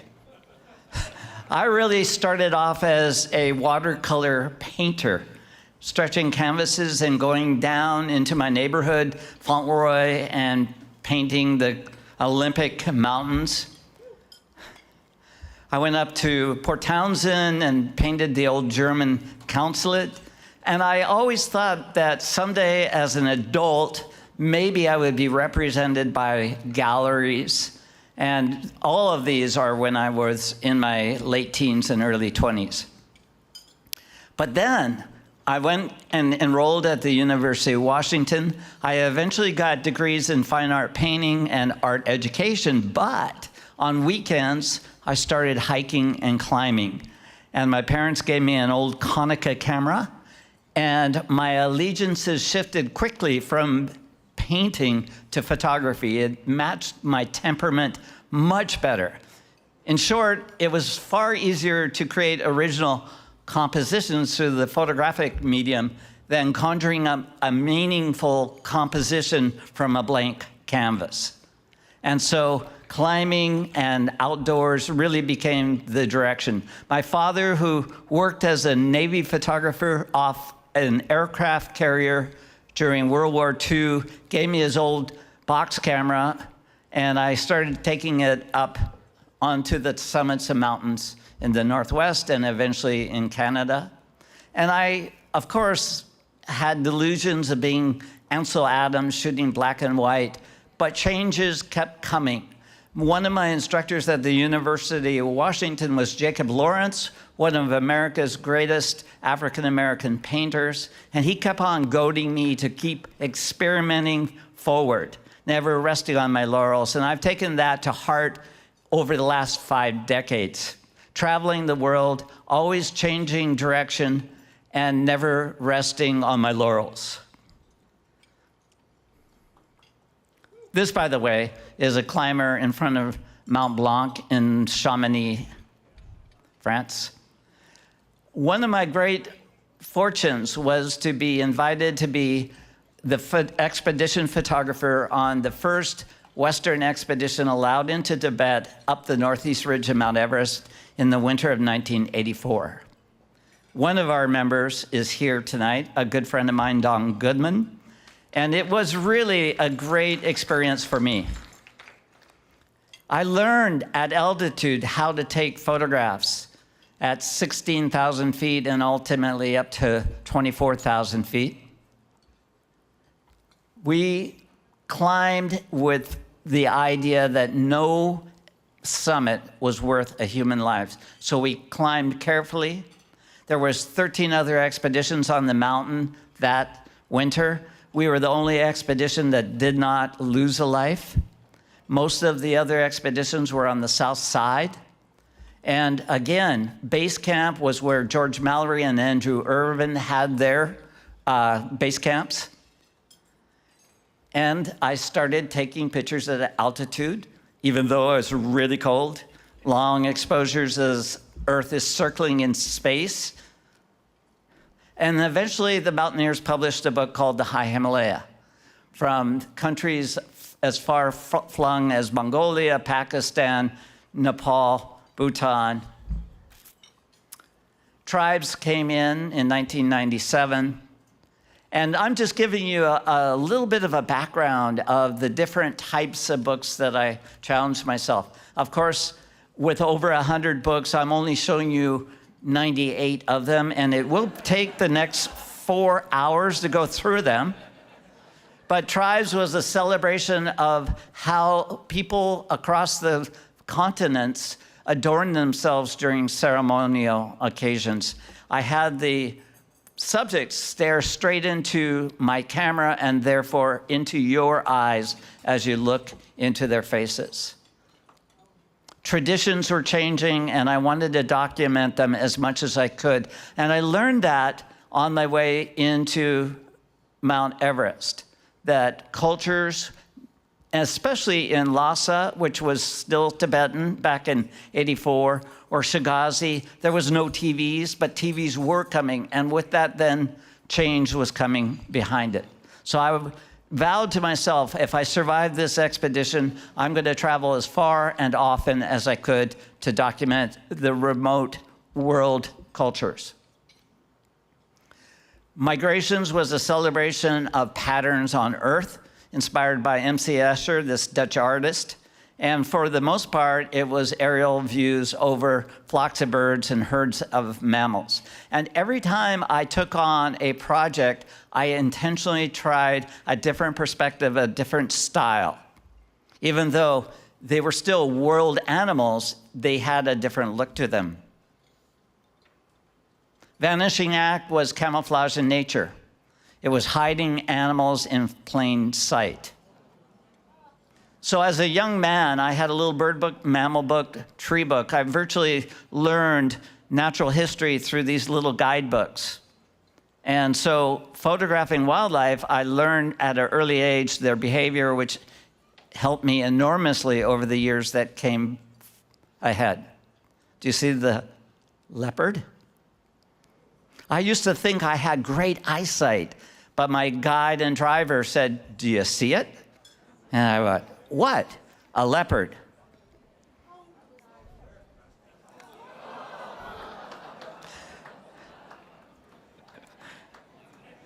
The Living Wild was a different perspective altogether. It was getting into their world.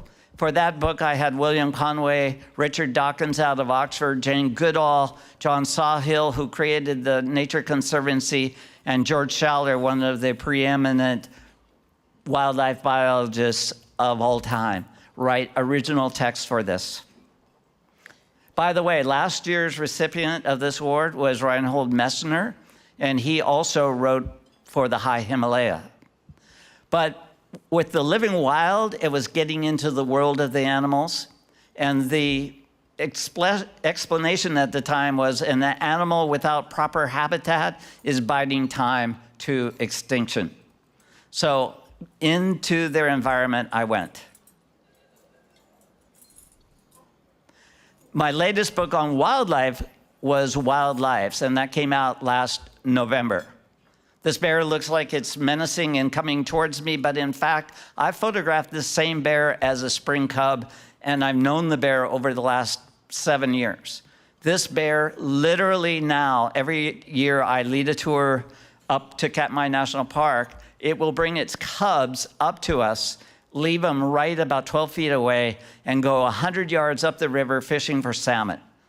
We are literally being used by bears as babysitters because it is true. As ludicrous as it may sound, it is absolutely what's happening because these bears are so smart, they understand that boar bears will kill cubs not of their own breeding. This is true with lions and leopards and a lot of the top predators around the globe. So this bear doesn't want her cubs eaten by or killed by a boar. So she keeps the cubs close to humans where the boars won't come.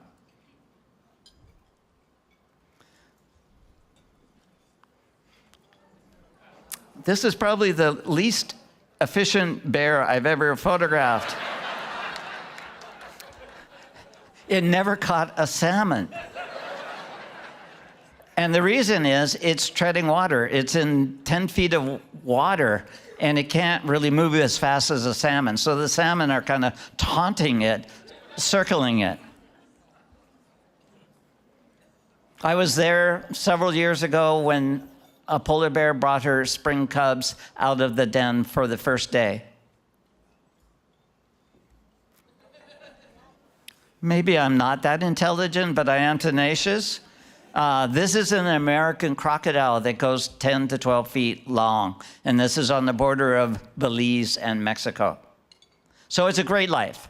I've had a great life. Travels the Edge was an idea that I had to take people all around the world. And for 2 years, 28 episodes, we did that. And this then was brokered by WGBH in Boston and sold to 70 countries around the world.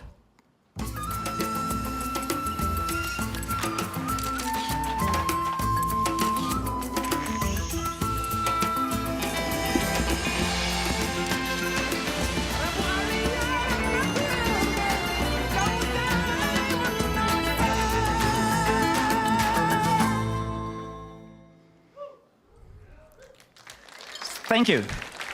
So Travels the Edge took us everywhere from the Arctic to the Antarctic to the Sahara into the mountains of Ethiopia. Anywhere that implies out there, we went.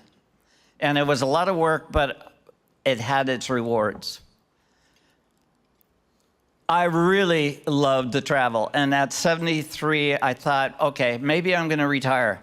No, there's not a chance. My father lived to 94. I will die somewhere out there because as an artist, we don't retire. Thank you. So Travel's Edge was just the beginning.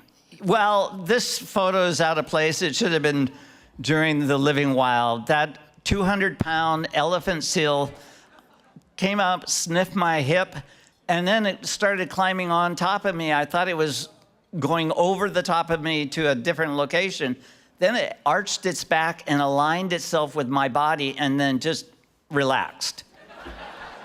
They grow to be over a ton. These are the largest seals on the earth. Okay, well, that's enough about him.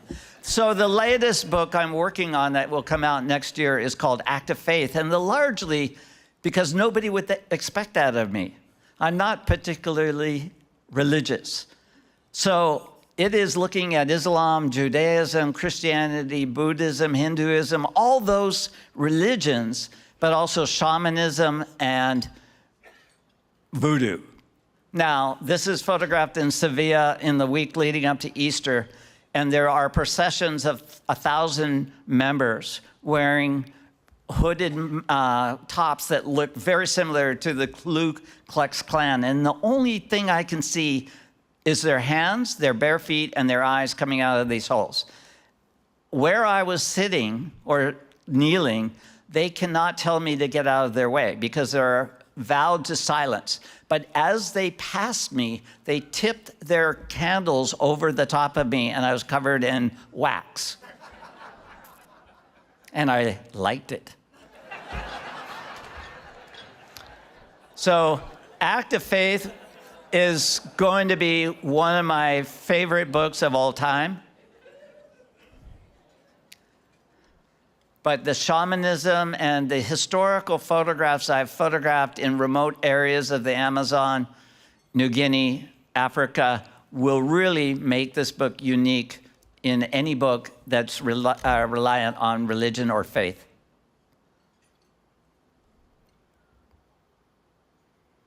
So I love talking. I love sharing what I love.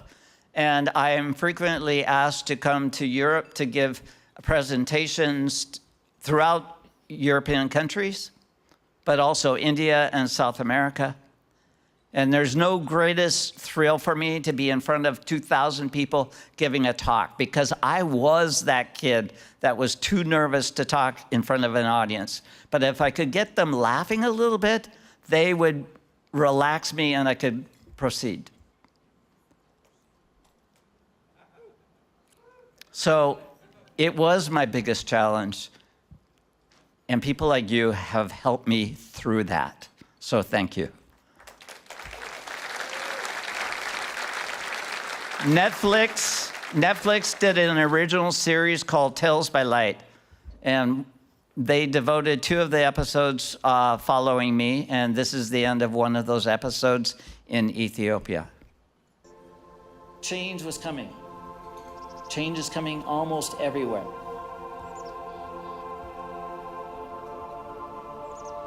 There was a need and a desire to go out as far afield as I could with that singular mission of documenting cultures as they will inevitably change.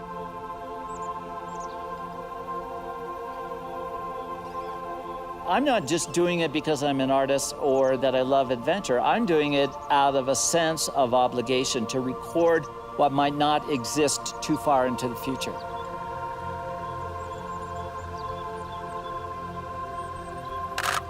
Some of my best shots are the ones that I had not planned on getting, and this is one of them. I had fully expected to silhouette these Surma against the descending sun, but a big old cloud came over this mountain ridge, and yet it makes the shot more surreal, more provocative. To have these Surma warriors on the edge of this cliff looking out into space is a metaphor for an uncertain future. I have spent the last 30 years traveling the world photographing vanishing cultures with the idea that someday they may be very important to have a record. And this shot of these Surma on this evening could be one of those.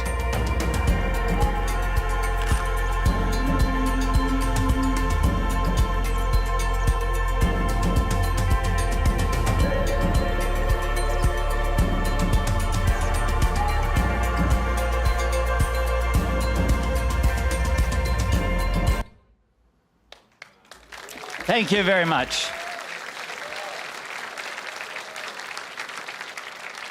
I just want to finish by saying I'm not one to enter contests or seek awards, but when they're bestowed, as in this case, it means a lot. So thank you very much. Thank you. Congratulations again. Now, my friends, here to introduce tonight's keynote speaker. Please welcome to the stage the Mountaineers Board of Directors President and one of our amazing Gala co-hosts. Make some noise for Manisha Pawar.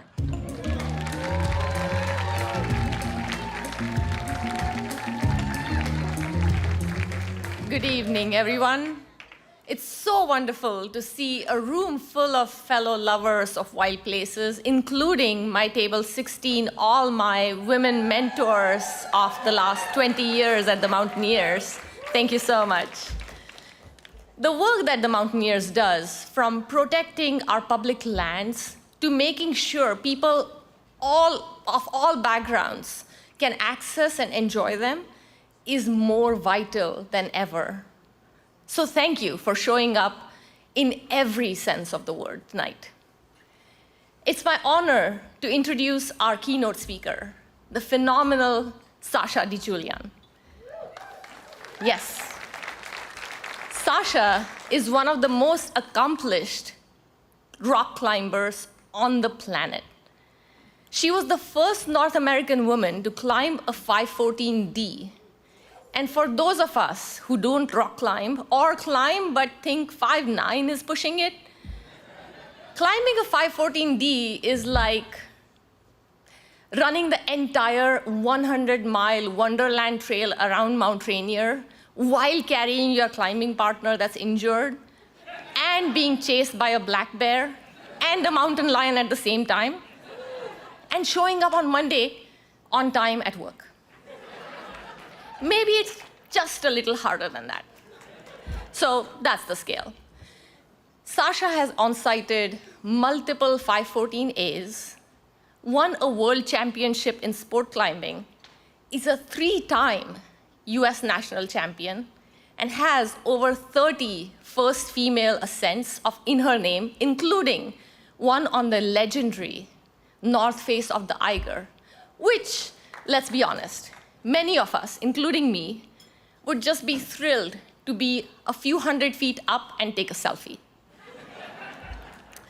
But Sasha's greatness isn't just about what she's accomplished on the wall. She's a passionate advocate for youth access, equity in the outdoors, and protecting the wild places we all love. She leads with strength, compassion, and purpose. And she helps the next generation believe that they belong out there too. She's part athlete, part change maker, part force of nature, and 100% inspiration. Please join me in giving a warm Mountaineers welcome to the amazing Sasha DiGiulian.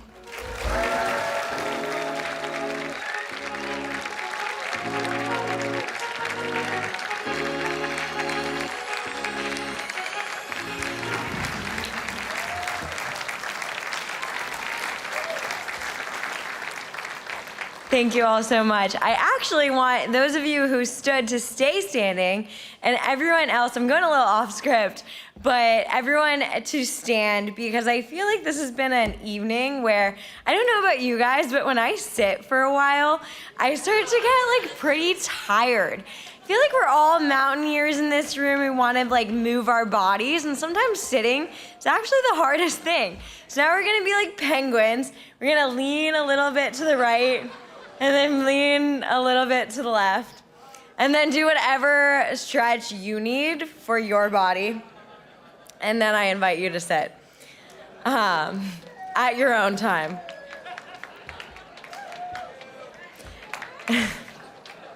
And massive shout out to Matisha. Thank you so much. It's such an honor to be here. Hi, everyone. I've admired this community and organization for years, not just for your incredible adventures and expeditions, but for your values that you hold dear: conservation, education, access, inclusivity, and your never-ending quest to push the limits of what you can achieve. All right. Having grown up in the Washington, D.C. area, I can't help but think about what this little 6-year-old getting into climbing for the first time and marveling about what she would think about standing here tonight, having an opportunity in a room full of so many of you. So I'm really grateful to be here and to meet those of you that I've gotten the opportunity to meet so far tonight. So thank you for having me. And tonight, I hope you'll enjoy some of my stories and my ever-evolving journey. Some of these moments are about the highest highs, and some are about the lows. But all of them center around arriving to this wonderful theme of adventure with purpose. So here we go. When I was 6, my brother had a birthday party at a climbing gym, and this was 1999. Climbing gyms weren't that common, but my mom, who is here tonight as well, my mom actually goes by Mom Belay because I'll actually get to that after, but she saw an ad for a climbing gym about 3 miles away from our house in the DC area. And she thought, what a great experience for my brother, Charlie, who is a year older than me, to have all of his friends from his hockey team and his school out to have a birthday party. Well, I think my brother had a great birthday party, I believe, and my life was forever changed. And so I still remember how high the wall looked from the ground, the gritty texture of the plastic holds, and the joy that I felt when I reached the top on my first try. So not long after, I stumbled upon the world of competition climbing. And so what happened was the gym that I was frequenting for junior team practice was having a youth regional championships one Saturday that I showed up for practice. And at this time, I was 7, so about a year fast forward. And my mom kind of convinced the organizers to allow me to compete, even though I hadn't done the qualifying regional events to qualify for regionals. And I competed in the 11 and under category. I won my category. Of course, it wasn't as competitive as it is today. So shout out to all of the kids that compete. But with that, I entered this new chapter of my climbing experience that would last for the next decade and a half of my competition. My competition experience. And I love the energy, I love the challenge and the puzzle solving aspect of it. And most of all, I just really enjoyed the movement and the flow and the self-driven purpose of getting to the top and what I could control. It was up to me. And so nothing that I had previously experienced really compared to this experience of climbing. And for whatever reason, I guess linked to that reason, it stuck for me. And I started competing more and more from that moment. And this poster is actually a poster that Lynn Hill signed for me about a year later. Yeah, shout out to Lynn. She says hi. She is in, I think she's in France right now, actually. So my mom took me to our local climbing gym, Sport Rock, where this woman, Lynn Hill, was speaking. And she was talking about her experience climbing this majestic wall, which was El Capitan. And I didn't really know what that meant. My experience to that point was in gym climbing. And what really stood out to me about it was the quip that she wrote. And that's the famous line, "It goes, boys." So that's what I grew up staring at. And I later understood the significance of what is El Capitan and what wall she was sending. But this was me on the left side as like a little kid, and that's Lynn. So by 11, I was on the US youth national team. I won my first junior continental championships in Mexico City. And at 12, I had my first sponsor. And with that, I began competing in the junior and adult divisions at the suggestion of my coach. My mom took me to my first competition in France, and it was this whole new world. It was like entering into this world of coaches and physiotherapists and crowds, all there to watch climbing. And at the time, there were not many Americans competing overseas. It was actually often just me at many of these events. So at this event, I kind of was the US team, and my mom, who was there getting me vitamin waters and stuff, was maybe my manager. And I attended the rules meeting alone. And after 2 days of competition, I won the Minimes category, which was the junior category in the French national competition, which was in this beautiful town of Serre-Chevalier in France. And a fun story is we celebrated with this dish of rabbit, but it was the only choice on the hotel's plat principal menu. And as a 12-year-old, I had no idea that I was eating rabbit. My mom actually told me it was chicken. And then we went out to breathe some fresh air in this beautiful little French town. And I said, Mom, chicken tastes different in France. So at that point, the news was broke, and she told me that it actually was rabbit, which was kind of upsetting, but I got over it.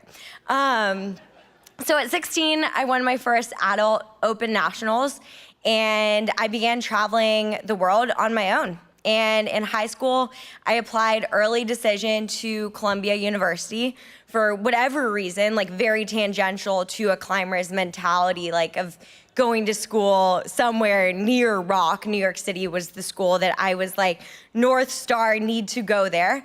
But I was accepted, and I deferred my acceptance to take a gap year before moving to climbing's capital, New York City.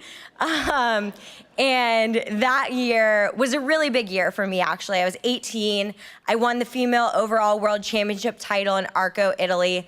That year, Adam Andra won as well, so this is us kind of standing there with our medals. And from the outside, it looked like I had this clear upward path. But on the inside, I was learning to navigate these new aspects of expectations and the weight of defining myself through podiums. And I started to kind of ask myself, is this really all there is? So after this event, I actually turned to focus more on climbing outside. And despite growing up in another city, which was Washington, D.C. area, it had always been just my happy place for every experience I had gone on with my junior climbing team, just the texture of the real rock under my fingertips. There were no crowds, there were no scorecards. It was really this lens to foster my own sense of creative movement with the rock. And that absolute feeling of pride when you get to the top of the climb and you can say, I did this. And you just feel this sense of absolute bliss. That really stuck for me. And I just wanted to try my hardest to do my best and see what I was capable of. And this actually led to a really crazy turning point in my career. So this was all still during my gap year from college. I took a climbing trip to the Red River Gorge to go and try this sport climbing route called Pure Imagination. And this is kind of this turning point moment when I realized that I could create my own path, because I went to go try this climb, which was graded 514D. I guess no North American woman had climbed this grade, and it was the hardest at the time climb that a woman had achieved in the world. But to me, 514 meant this ultimate moniker of success. I don't know for what reason, but it was just what I grew up thinking. If I could one day climb 514, my world is complete. And after 3 days of trying this climb, I sent it. And then it was it was a cool moment. Thank you. But all of a sudden, it was I could see my own climbing as this lens of, well, why not me? And so this was a really kind of wild moment where I all of a sudden, as a climber, garnered this sense of mainstream attention. And I was on Oprah, which was kind of wild. And I was climbing, and she read this quote that's actually become my favorite quote that my husband has printed and turned into she. And I have printed around the house because I always turn back to it, and it's the man in the arena quote. And this, was Oprah reading this famous quote over me just climbing. And it was kind of this realization that this sport that I deeply loved could actually be also my career. And I didn't totally actually know what that meant yet, but I knew that I was learning that I could have this path as a paid climber and go and explore the world, and all to do this thing that I really loved. So the next year, before starting school, I followed up this climb with another 514D in Spain called Aravea, and everything was just pretty awesome. Like, I was doing what I loved, and then I was going to go start college, and I was driven to explore and push myself in this new space of adventure. And at that point, I made this decision to transition from competition climbing to really focus on outdoor climbing, because principally I had summer break and I had winter break from college, and I could either spend that time going to climbing competitions, or I could spend that time dreaming up these big new objectives outside to explore. So then, I believe he was our keynote speaker last year, so I feel like in his shadows, and a necessary shout out. But I was with my friend Reinhold Messner, who we were actually sitting at a dinner table, and he took the wine menu and he flipped it over, and he started drawing this like stick figure rendition of a climb, which is actually pictured in the corner there. And he said, this is what you need to do next. And what he was drawing out was this 514B big wall alpine climb, which Alex Huber had established. And it was this horizontal roof on the Tre Cime Oeste tower in the Dolomites. And, when he says you should go climb this, and he smiles, I kind of nodded like, okay, goal set. Like, what else are you gonna do with that? So here I am, totally like new to what is big wall climbing. The following summer, and I'm standing with a friend who was from the Spanish national team. We had met through our world of competition, and I said, like, let's go and try this climb. One fun fact, which I'll get to too, is Edu actually didn't speak much English. So I had studied Spanish in high school. Reinhold told me to go climb Tre Cime Oeste via Bella Vista. We were going to go have this new big wall adventure all in Spanish. So as you can imagine, this wall came with kind of every element of discomfort, learning big wall skills, and learning how to Jumar, learning how to work a pitch, which happens if you're climbing on a horizontal roof pitch of a 514 and you fall, you have to like have a Jumar, because when you fall, you're like 1,200 feet out in space with no way to get back to the wall. And I actually didn't even know how to transfer from and this is actually, maybe some of the guides in this audience are gonna have a kind of like a meltdown hearing this, but I'm screaming in Spanish back and forth with my climbing partner, ¿Cómo puedes? And so I'm learning all these skills. Also, we end up sending it. We get to the top after being delayed via hailstorm for 300 feet. We had to simul-climb to the top, which was essentially we couldn't find anywhere to put our gear, so we untied and climbed together. But with that, we got to the top when it was absolutely pitch dark out. And, you know, I realized that I had no idea how to find the descent. So, like a true millennial, I realized that I had cell service. So I was like, I'm just gonna call Alex Huber. He'll tell me how to do it. So, much to my surprise, he answered. He actually was like eating dinner, and I told him where we were, and it was all going well.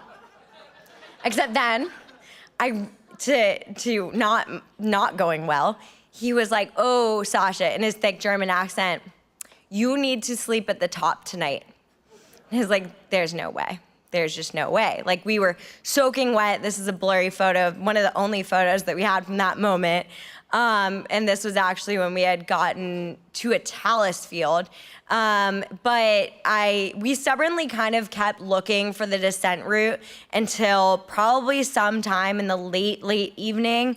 I fell asleep completely exhausted from shivering, and we had like run out of food. We had like a Kit Kat bar left that we split between us, no water, totally prepared. And I woke up on kind of like this cliff edge precipice where I had fallen asleep to the sun rising. And we made our way down. This is kind of like during the time that we were making our way down. And many of you know that thrill of surviving, and the joy kicks in. And, you know, we made it back to our hostel. It was like €5 for a shower. Absolutely best €5 I've ever spent. €5 to keep the water running for another 5 minutes. Absolutely best €5 I've ever spent. And then, you know, after that shower, it was kind of like all of the suffering drained away. And that memory just became this picture of absolute bliss, joy, and let's do it again. So I've learned recently that is alpinist amnesia, as some may refer to it.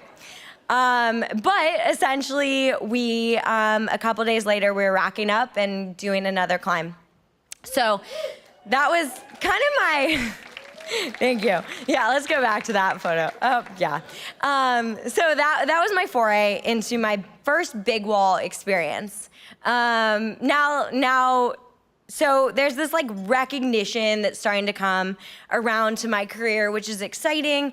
But at the same time, it's this juncture of when social media is becoming this big new thing. And I signed up for Facebook and Instagram, and all of a sudden it was this great way where I could tell my story and share my voice. But then also I was, you know, at this point, was I 20? 19, 20, going through these very personal journeys with my body and trying to find my confidence in myself and navigating this limelight of this sport and being dealt an incredibly harsh amount of other people's opinions.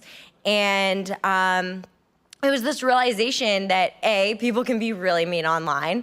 People that you'll never meet have lots of opinions about you.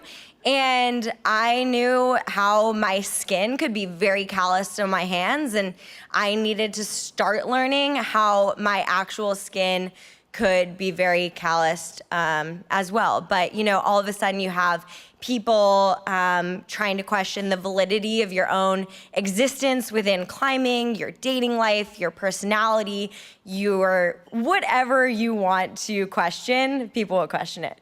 So as I spent more time, you know, outside during my windows, kind of living this life juxtaposed between going to Columbia and then spending my winter and summer breaks learning new skills, I kind of was starting to roll up my sleeves and say, like, I really want to learn all of these different aspects of the sport, but also I want to understand who gets to climb, whose land we're on, and who isn't at the crag.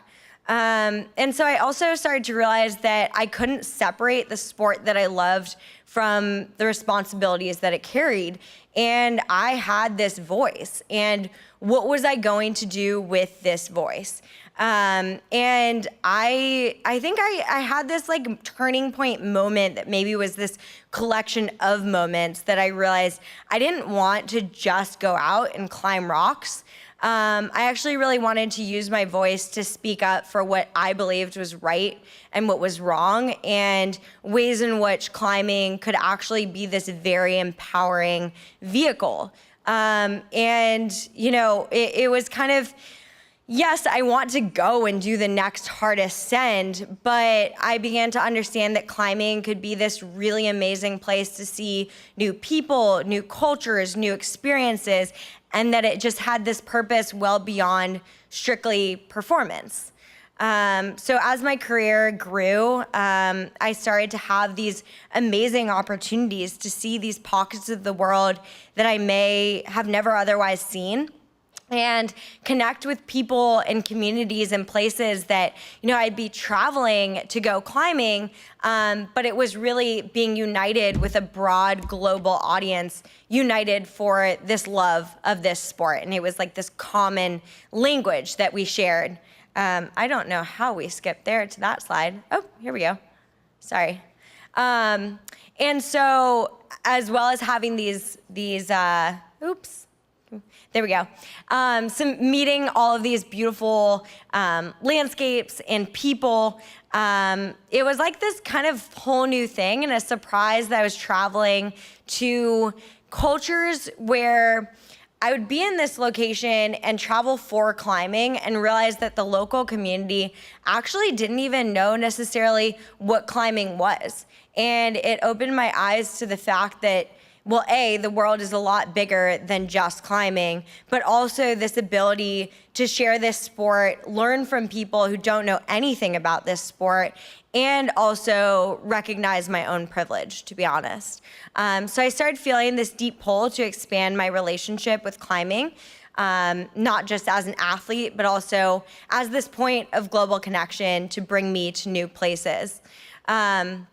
During this chapter as well, this is kind of still during my time of dabbling more and rolling up my sleeves to learn more about climbing, as this is a photo of me ice climbing. And I really just wanted to become more of a well-rounded climber and be capable across different realms of experience and expertise so that I could go to more places and explore more aspects of the sport.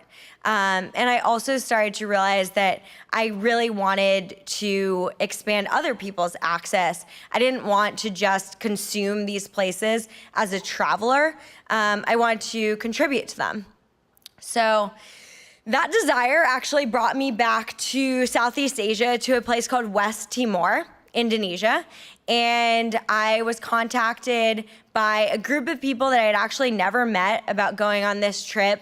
And the organizer of it was invited by the local indigenous leaders to come explore the Malo region as a potential for climbing. And the trip was driven by this idea to build out potential new routes as a way to bolster ecotourism in order to preserve natural landscapes. And what was pretty incredible was we found these breathtaking rugged cliffs and limestone seawalls and the outlines of world-class climbing zones that had yet to be uncovered. But the land was so much more than just rock. It was in crisis. So the region of Malo that we went to was under, and the reason that the organizer was contacted for us to come and visit was because it was under this temporary marble mining ban. The marble mining had totally devastated the local ecosystems and economy, and this trip wasn't just about going and developing climbing. It was about sustainability and understanding the ways in which this indigenous community had suffered because their natural resources, those same limestone walls, were actually being extracted for profit and leaving behind extreme environmental damage and economic hardship. So it was pretty wild to see these limestone cliffs just completely devastated by corporate machinery. And it affected the water and the supply and the crops and the very soul of the community. And as invited guests, we wondered, what if climbing could be a different kind of industry and one that gives back to this community instead of just taking it away? So we spent time with the local community sharing meals and understanding their needs. And of course, we were just there on a trip. We didn't come up with answers, but our intention was to help scout and with their blessing, develop new routes, and with their partnership, understand a way in which we could possibly build a foundation of sustainable adventure tourism. So this trip really changed the way that I viewed climbing, because it became not solely transfixed on what is that hard ascent. It became this way of connecting with the community and seeing this sport of climbing that I really loved as a way to hopefully plant some roots for a better future. It was the first time and only time in my life that I've eaten chicken feet. So that was fun too. But I started to realize that climbing and continues to serve this larger purpose for me and to be able to build this global community and global awareness. But then, spending so much time in the outdoors and traveling and appreciating these natural playgrounds, it came to this point where I was seeing legislation in our own country that affects the ways in which these places that are so much a part of what we all love to do, being challenged. And I started to feel like that was very personal. So this was kind of my aha moment where I started to really understand that the US and our administration, the legislation that's put forward, needs to have a voice behind it. And we need to be advocating for the future of climbing, because these landscapes won't be able to advocate for themselves, and that climbing areas were really under threat in our own country. What makes America such an incredible place for international tourism, and what's built into a lot of the verbiage of the songs about America and how great it is, is the beauty of our wilderness areas and our national parks. And so advocating and protecting these landscapes to ensure the obvious climbing future, but also the future of just these beautiful places and all of the ecosystems that depend on them really did matter. So I started working with organizations like the Access Fund to advocate for the land and the rights and the places that I came to love, with climbing having been that backbone. I learned what lobbying meant, and I started going to Capitol Hill to meet with congressmen and senators. And I really just wanted to provide a voice to support the outdoor industry, because to me, with the recognition that I had been given this privilege to have in this sport, I really realized that if you don't stand for something, you stand for nothing. So, thank you. So some of these questions that I continue to ask my other professional climber friends, my other friends, or how do we treat each other, and how do we advocate for the places that we love? And as a community, what standards of principles and ethics are we putting into the foundation of growing this sport?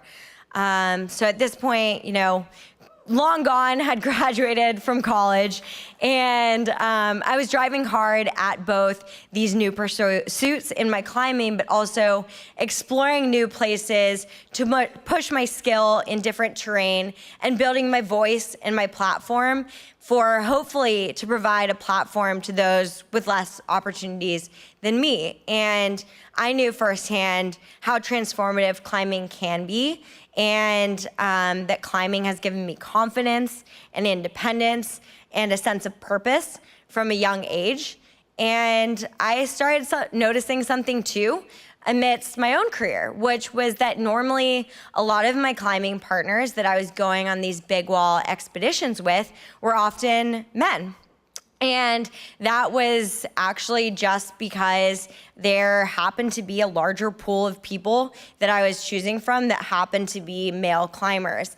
And what I also noticed was that every climb that I would do together with a male partner was almost like my success was attributed to their presence. It would be like, well, you know, did he take her up the wall or something like that? And all of a sudden being questioned for these climbs that I had equally led, I had equally put in this effort and really showed up for the Send 4, it really stung. And it was like, why am I having these detractors on my accomplishments that I am incredibly proud of?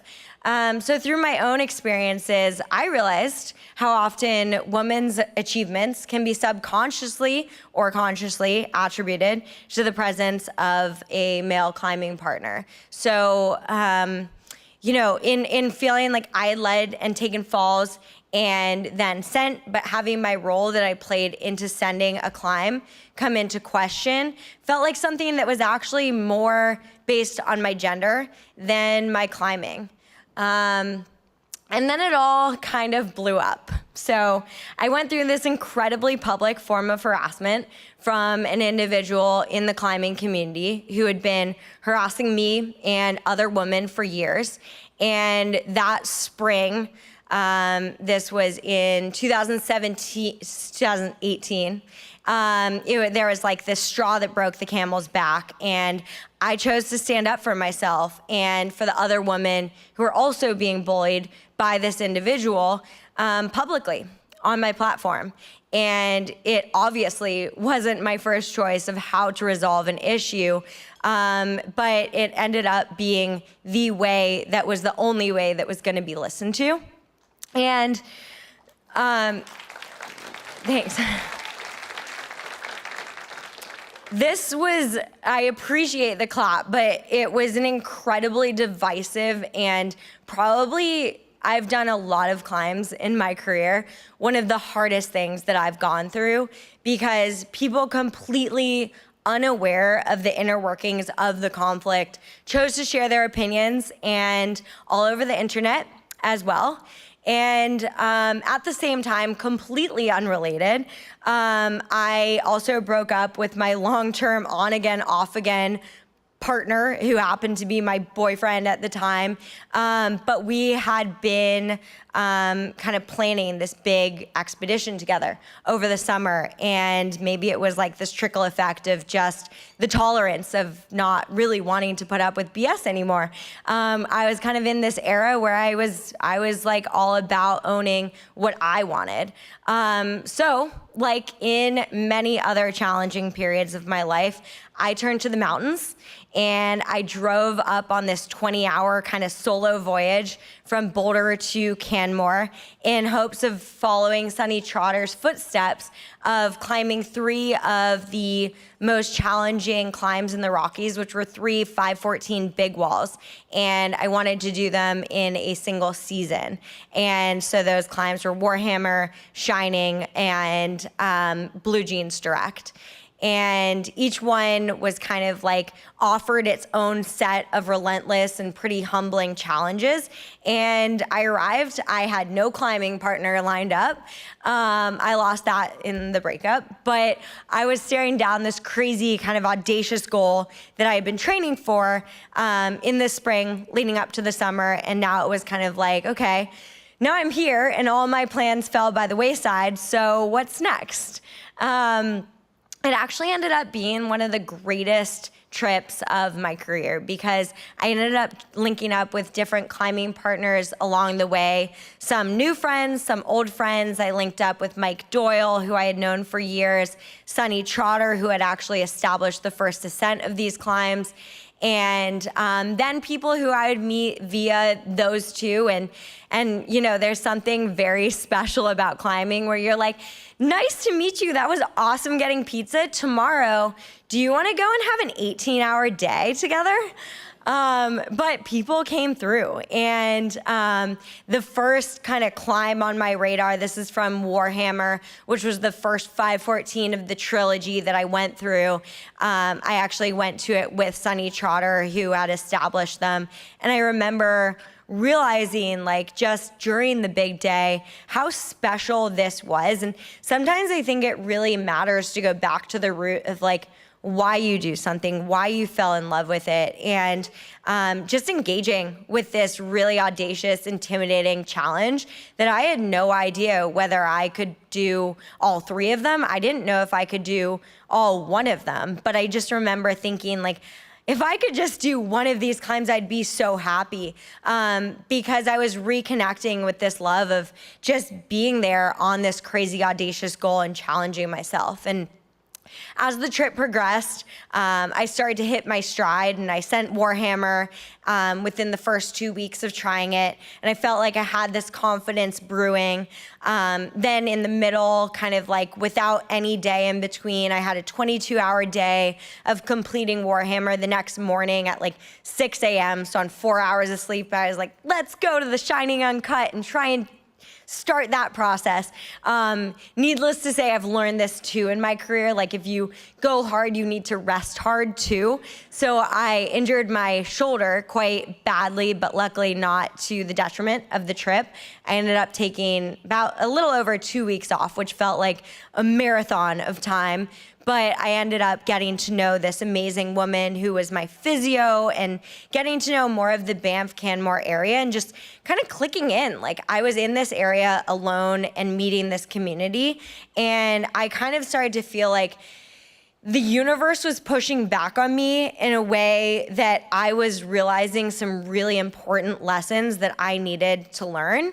And with each climb came its own set of challenges, but through every mountain, I kind of learned something new along the way. And these deliriously long days out hiking and trying really hard on these climbs that brought so much joy and exhilaration and challenge and uncertainty that came with the climb, that it was kind of actually more about the experience and the climbing partners that I was getting to know along the way that was bringing me this really heightened sense of joy. And I do believe that, you know, it's an Alex Lowe quote that the best climber in the world is the one that's having the most fun.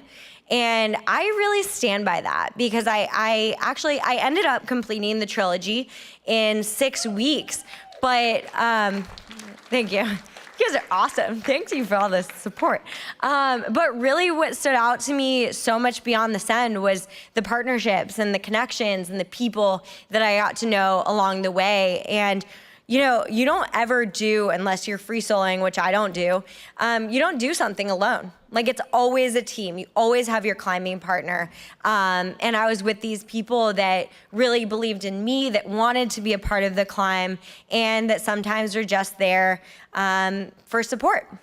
And the moment of realizing this goal kind of lit this fire of a catalyst under me to really want to start organizing and running all-female-led expeditions, because I was like, I can do it. Like, I just went there and I met up with different climbing partners and I kind of organized everything, and I knew that I had done that before, but here I was really doing it and owning it. And I wanted to create a space where the story was ours to tell from the beginning, and where leadership wasn't in question, and where the dynamics of the partnership were rooted in a shared sense of strength and mutual respect, and no outdated kind of archetypes of what may be. And I really wanted young girls watching to see that women could climb hard and lead and plan and navigate logistics and own risk mitigation and management. And so I just wanted to rebalance the space that had so long, I felt like, left women in the shadows of the story. So through this experience, my confidence began to grow, and I felt like my voice was getting louder in the direction of this clarity. And I started to realize that actually adventuring with purpose wasn't just about giving back to communities or protecting landscapes. Of course it is. But it's also about showing up fully for myself as a woman and as a leader, and helping to carve out a more inclusive path for other women and men and people who come from a variety of any culture or community that you want to come from, to feel like you have this space and this confidence. So the trilogy really did test me in every way, but I feel like this clarity and understanding of my purpose beyond just the climbs was the challenge to the narratives, and this kind of clarity to help others along with their power along the way as well. But it wasn't actually all a happy story. So life kind of right after the trilogy threw me this massive curveball. I was diagnosed with bilateral hip dysplasia. So after the trilogy, I was having these really big, long days, and I started to feel like, and what was happening was my femur head was essentially popping out of the socket of my hip. And it was because I had shredded through all of the connective tissue that kept my my femur head in place. And I think that as climbers, and maybe in general as athletes, we have these like very high pain tolerances that can sometimes lead us to be very unaware of serious issues. So I went in to get an MRI, and the verdict that I had was I could either have a total hip replacement, which really challenged the future of my career because I was entering my late 20s, early 30s. I'm 32 now, so we keep on a chronological order here. Or I could have what was called a total hip reconstruction. And I chose the latter because it would preserve my current hips and give me more longevity through my 30s. And I'd otherwise need most definitely another set of replacements down the line as well. But the surgeries were pretty intense. So they essentially, and I can actually switch out of this, but they cut my hip into 4 pieces, the pelvic bone on each side, and shaved down the femur head, knit back together all of the connective tissue to hold it in. And I had like metal rods holding my hips together. And so this was over the course of 5 surgeries over the course of 18 months. And my life was really flipped like in this crazy 180 where I couldn't walk. I mean, I couldn't get out of bed for about 8 weeks, and then I couldn't walk without a walker. So I had these like weird restrictions where I couldn't sit at a 90-degree angle. I couldn't do anything on my own. All of my independence as like this kind of newfound clarity of like, I am this confident female athlete was just kind of ripped away. And there were days where I just wondered if I'd ever climb again. And there was no certainty to the diagnosis either. And I ended up taking almost 9 months completely off of climbing due to these surgeries. But so the night after my first 10-hour open hip surgery, my mom came to see me in the hospital. And I was high on whatever drugs they'd given me. And she got to bear witness to a new adventure that I was taking on, which was, so I had met this woman, Joy Tutela, who was a literary agent out of Boston back when I was a sophomore in college. And I kind of had this aha moment, delirious on the drugs post-surgery, that this would be the moment that I should write the book that I always wanted to write. So what do? I call her. And at the time, you know, in college, I had studied nonfiction creative writing, and she didn't answer. It was probably really late at night, but I left her a long voicemail about catching her up on the last 10 years of my life since I had been a sophomore in college. And I told her that now was the moment that I should write my first book. So I guess fast forwarding away from when we had connected, and I said I'd circle back in due time when I was ready. This was, I guess, me calling her from the hospital bed and saying, I am ready to fill my time doing something else and finding purpose. So the irony is that, I was completely out of my mind, but still aware enough to know that I would need to have a sense of purpose. And providing this through the self-reflection of writing my book was a really empowering part of growing as a person and expanding my experiences. Then this is me in the hospital bed eating. I've always been very particular about what I put into my body as an athlete, but also having struggled with my own fair share of disordered eating and not knowing what to eat. And then entering this phase of surgeries where I knew that the things that I could control were what I put into my body. So another way that I kind of spent my time off the rocks was I started building my own company, which is Send Bars. So the origin of this was back when I was in college. I had begun making my own bars. And I always was like on these crazy trips where I would be up on a portal edge, like 1,500 feet up, and think like, if only I could have greens and actually real food, I would feel so much better. So I started making my own. And then my friends, through my own athletic career and my friends who are filmmakers and photographers, started requesting my bars. So I registered the name Send Bars, and this was back when I was a freshman at college in Columbia. I registered Send Bars because I was sending out my bars. There was kind of like this desire for them, but I didn't know what I wanted to do, nor did I have the time since I was balancing building my career and being a professional athlete. But I really wanted to just have a clean bar that had no preservatives, no additives, no artificial flavorings or artificial sugars, and that was gluten-free because I've always been allergic to gluten.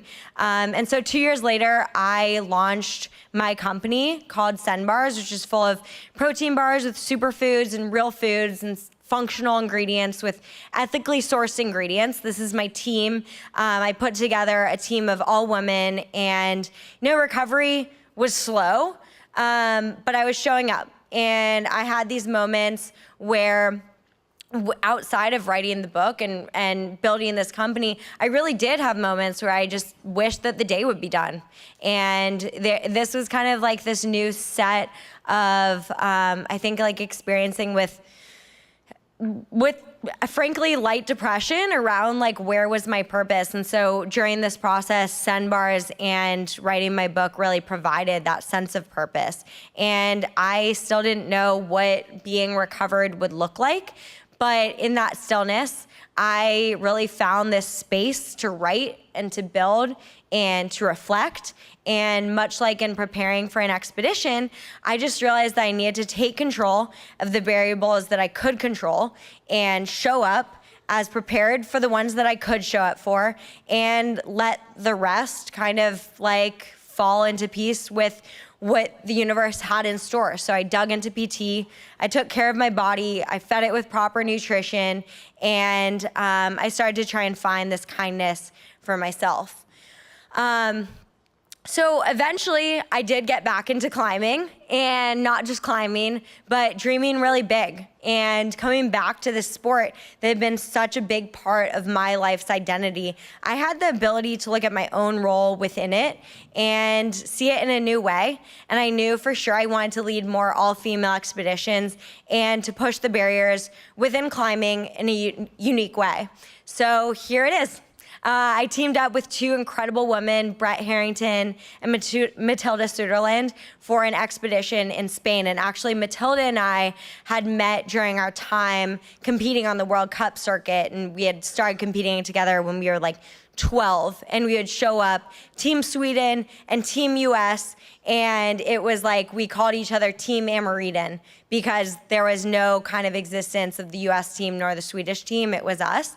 And here we were like kind of coming full circle into the Picos de Europa, and the goal was to be the first woman team to climb this route called Ryu, which was a 2,200 foot 514B graded big wall that had not been achieved by another team before. And coming back from this injury was kind of one of the most physically and mentally demanding climbs And I realized it wasn't just about strength. It was about trust and teamwork and resilience. So we hiked in massive haul bags, and we slept on ledges, and we faced wind and cold and fear, because I realized that when you take time away from doing something and being exposed to the elements in such an extreme way, fear comes back in a really, really harsh wake-up call, and I had to deal with that. But we also shared really deep, like, belly laughs and deep talks under the stars, and the kind of interpersonal connections that I do find that you forge in the mountains. And that's really what I had missed for so long during my injury process and come back to from injury.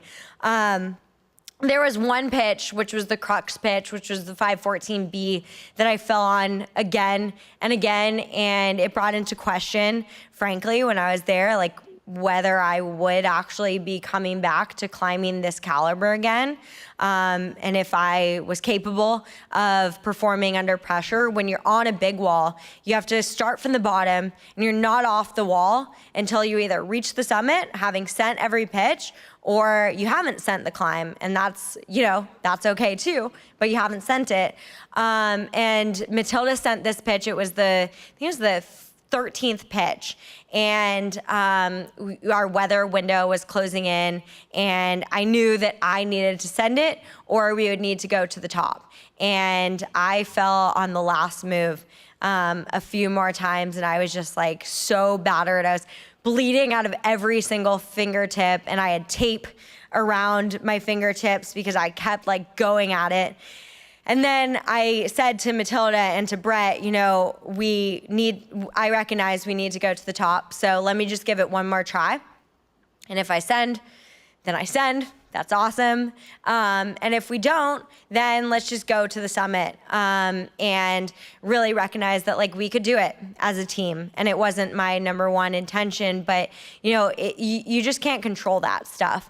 And so I left off from the anchor, and I had all of my fingertips taped. And as I climbed and made it through the first pitch, the first crux of the climb, it was like this 40-meter long pitch. So it was like a behemoth of a pitch. And then I made it through the next crux. And then I was coming up on like the last moves where I had like fallen multiple times before, like heartbreak central to the final anchors of that pitch. And I just I got to this rest, and I bit off the tape around my fingers so I could really feel the texture underneath my, open wounds.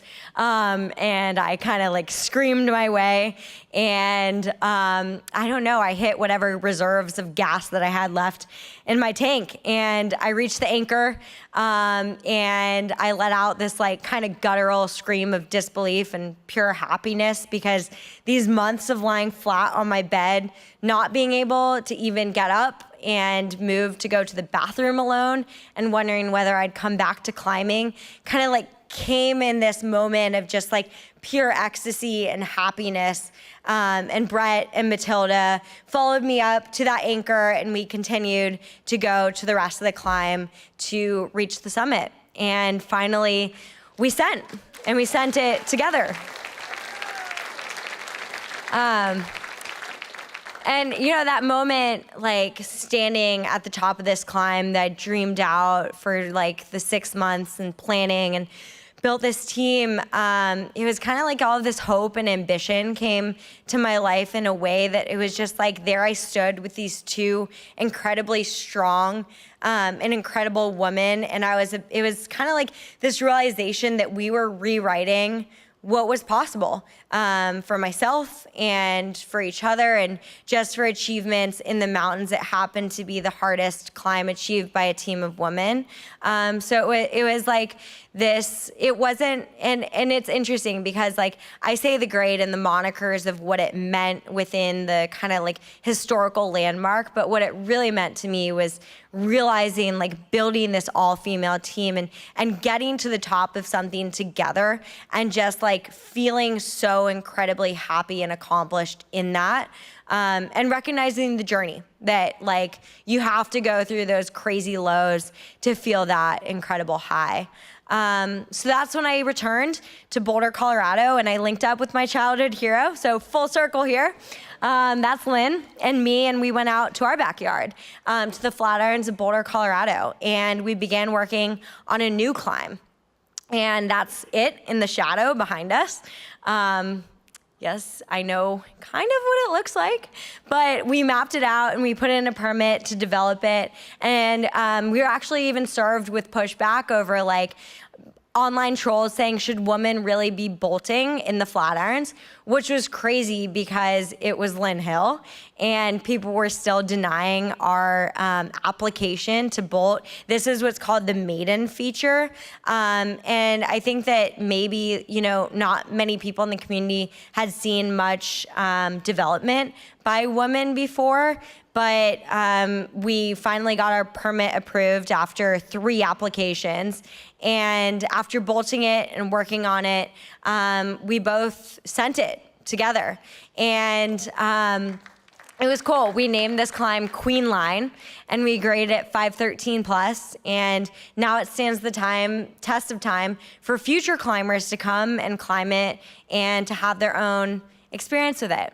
And last but not least, in 1999, Lynn Hill and a team of women, including a young Beth Rodden, who was 19 at the time, went on this all-female expedition to Madagascar to go and develop one of, if not the only developed climbs at the time, or at least to this point, big walls developed by an all-female team. And they didn't manage to send it, but they left it there and they called it Bravo Les Filles.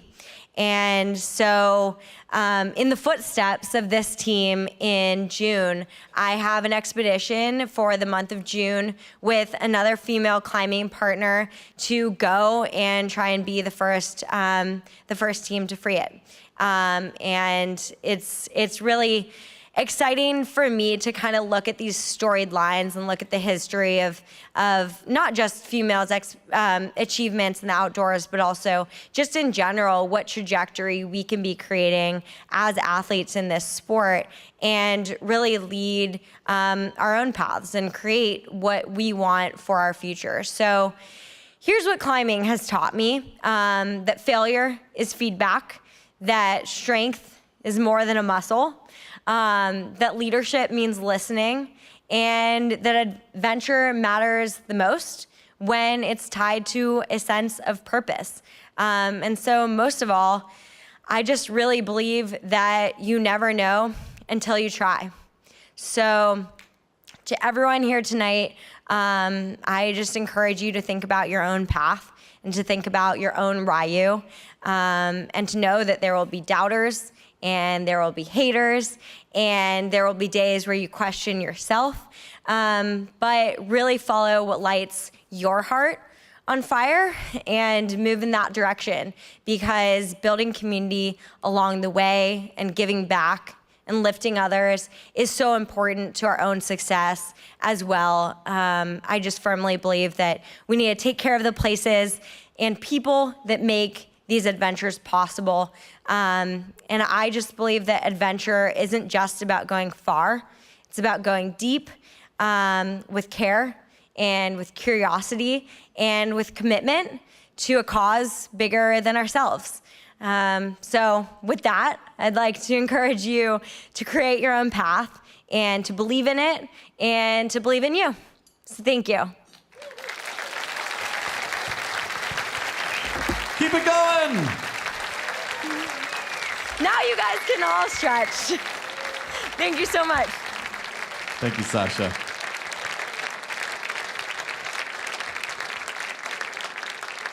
Before you walk out, we just want to let you know how much we collectively in this room raised. Tonight, as you stretch, you can continue the stretching. We raised over $580,000 tonight, my friends. Congratulations.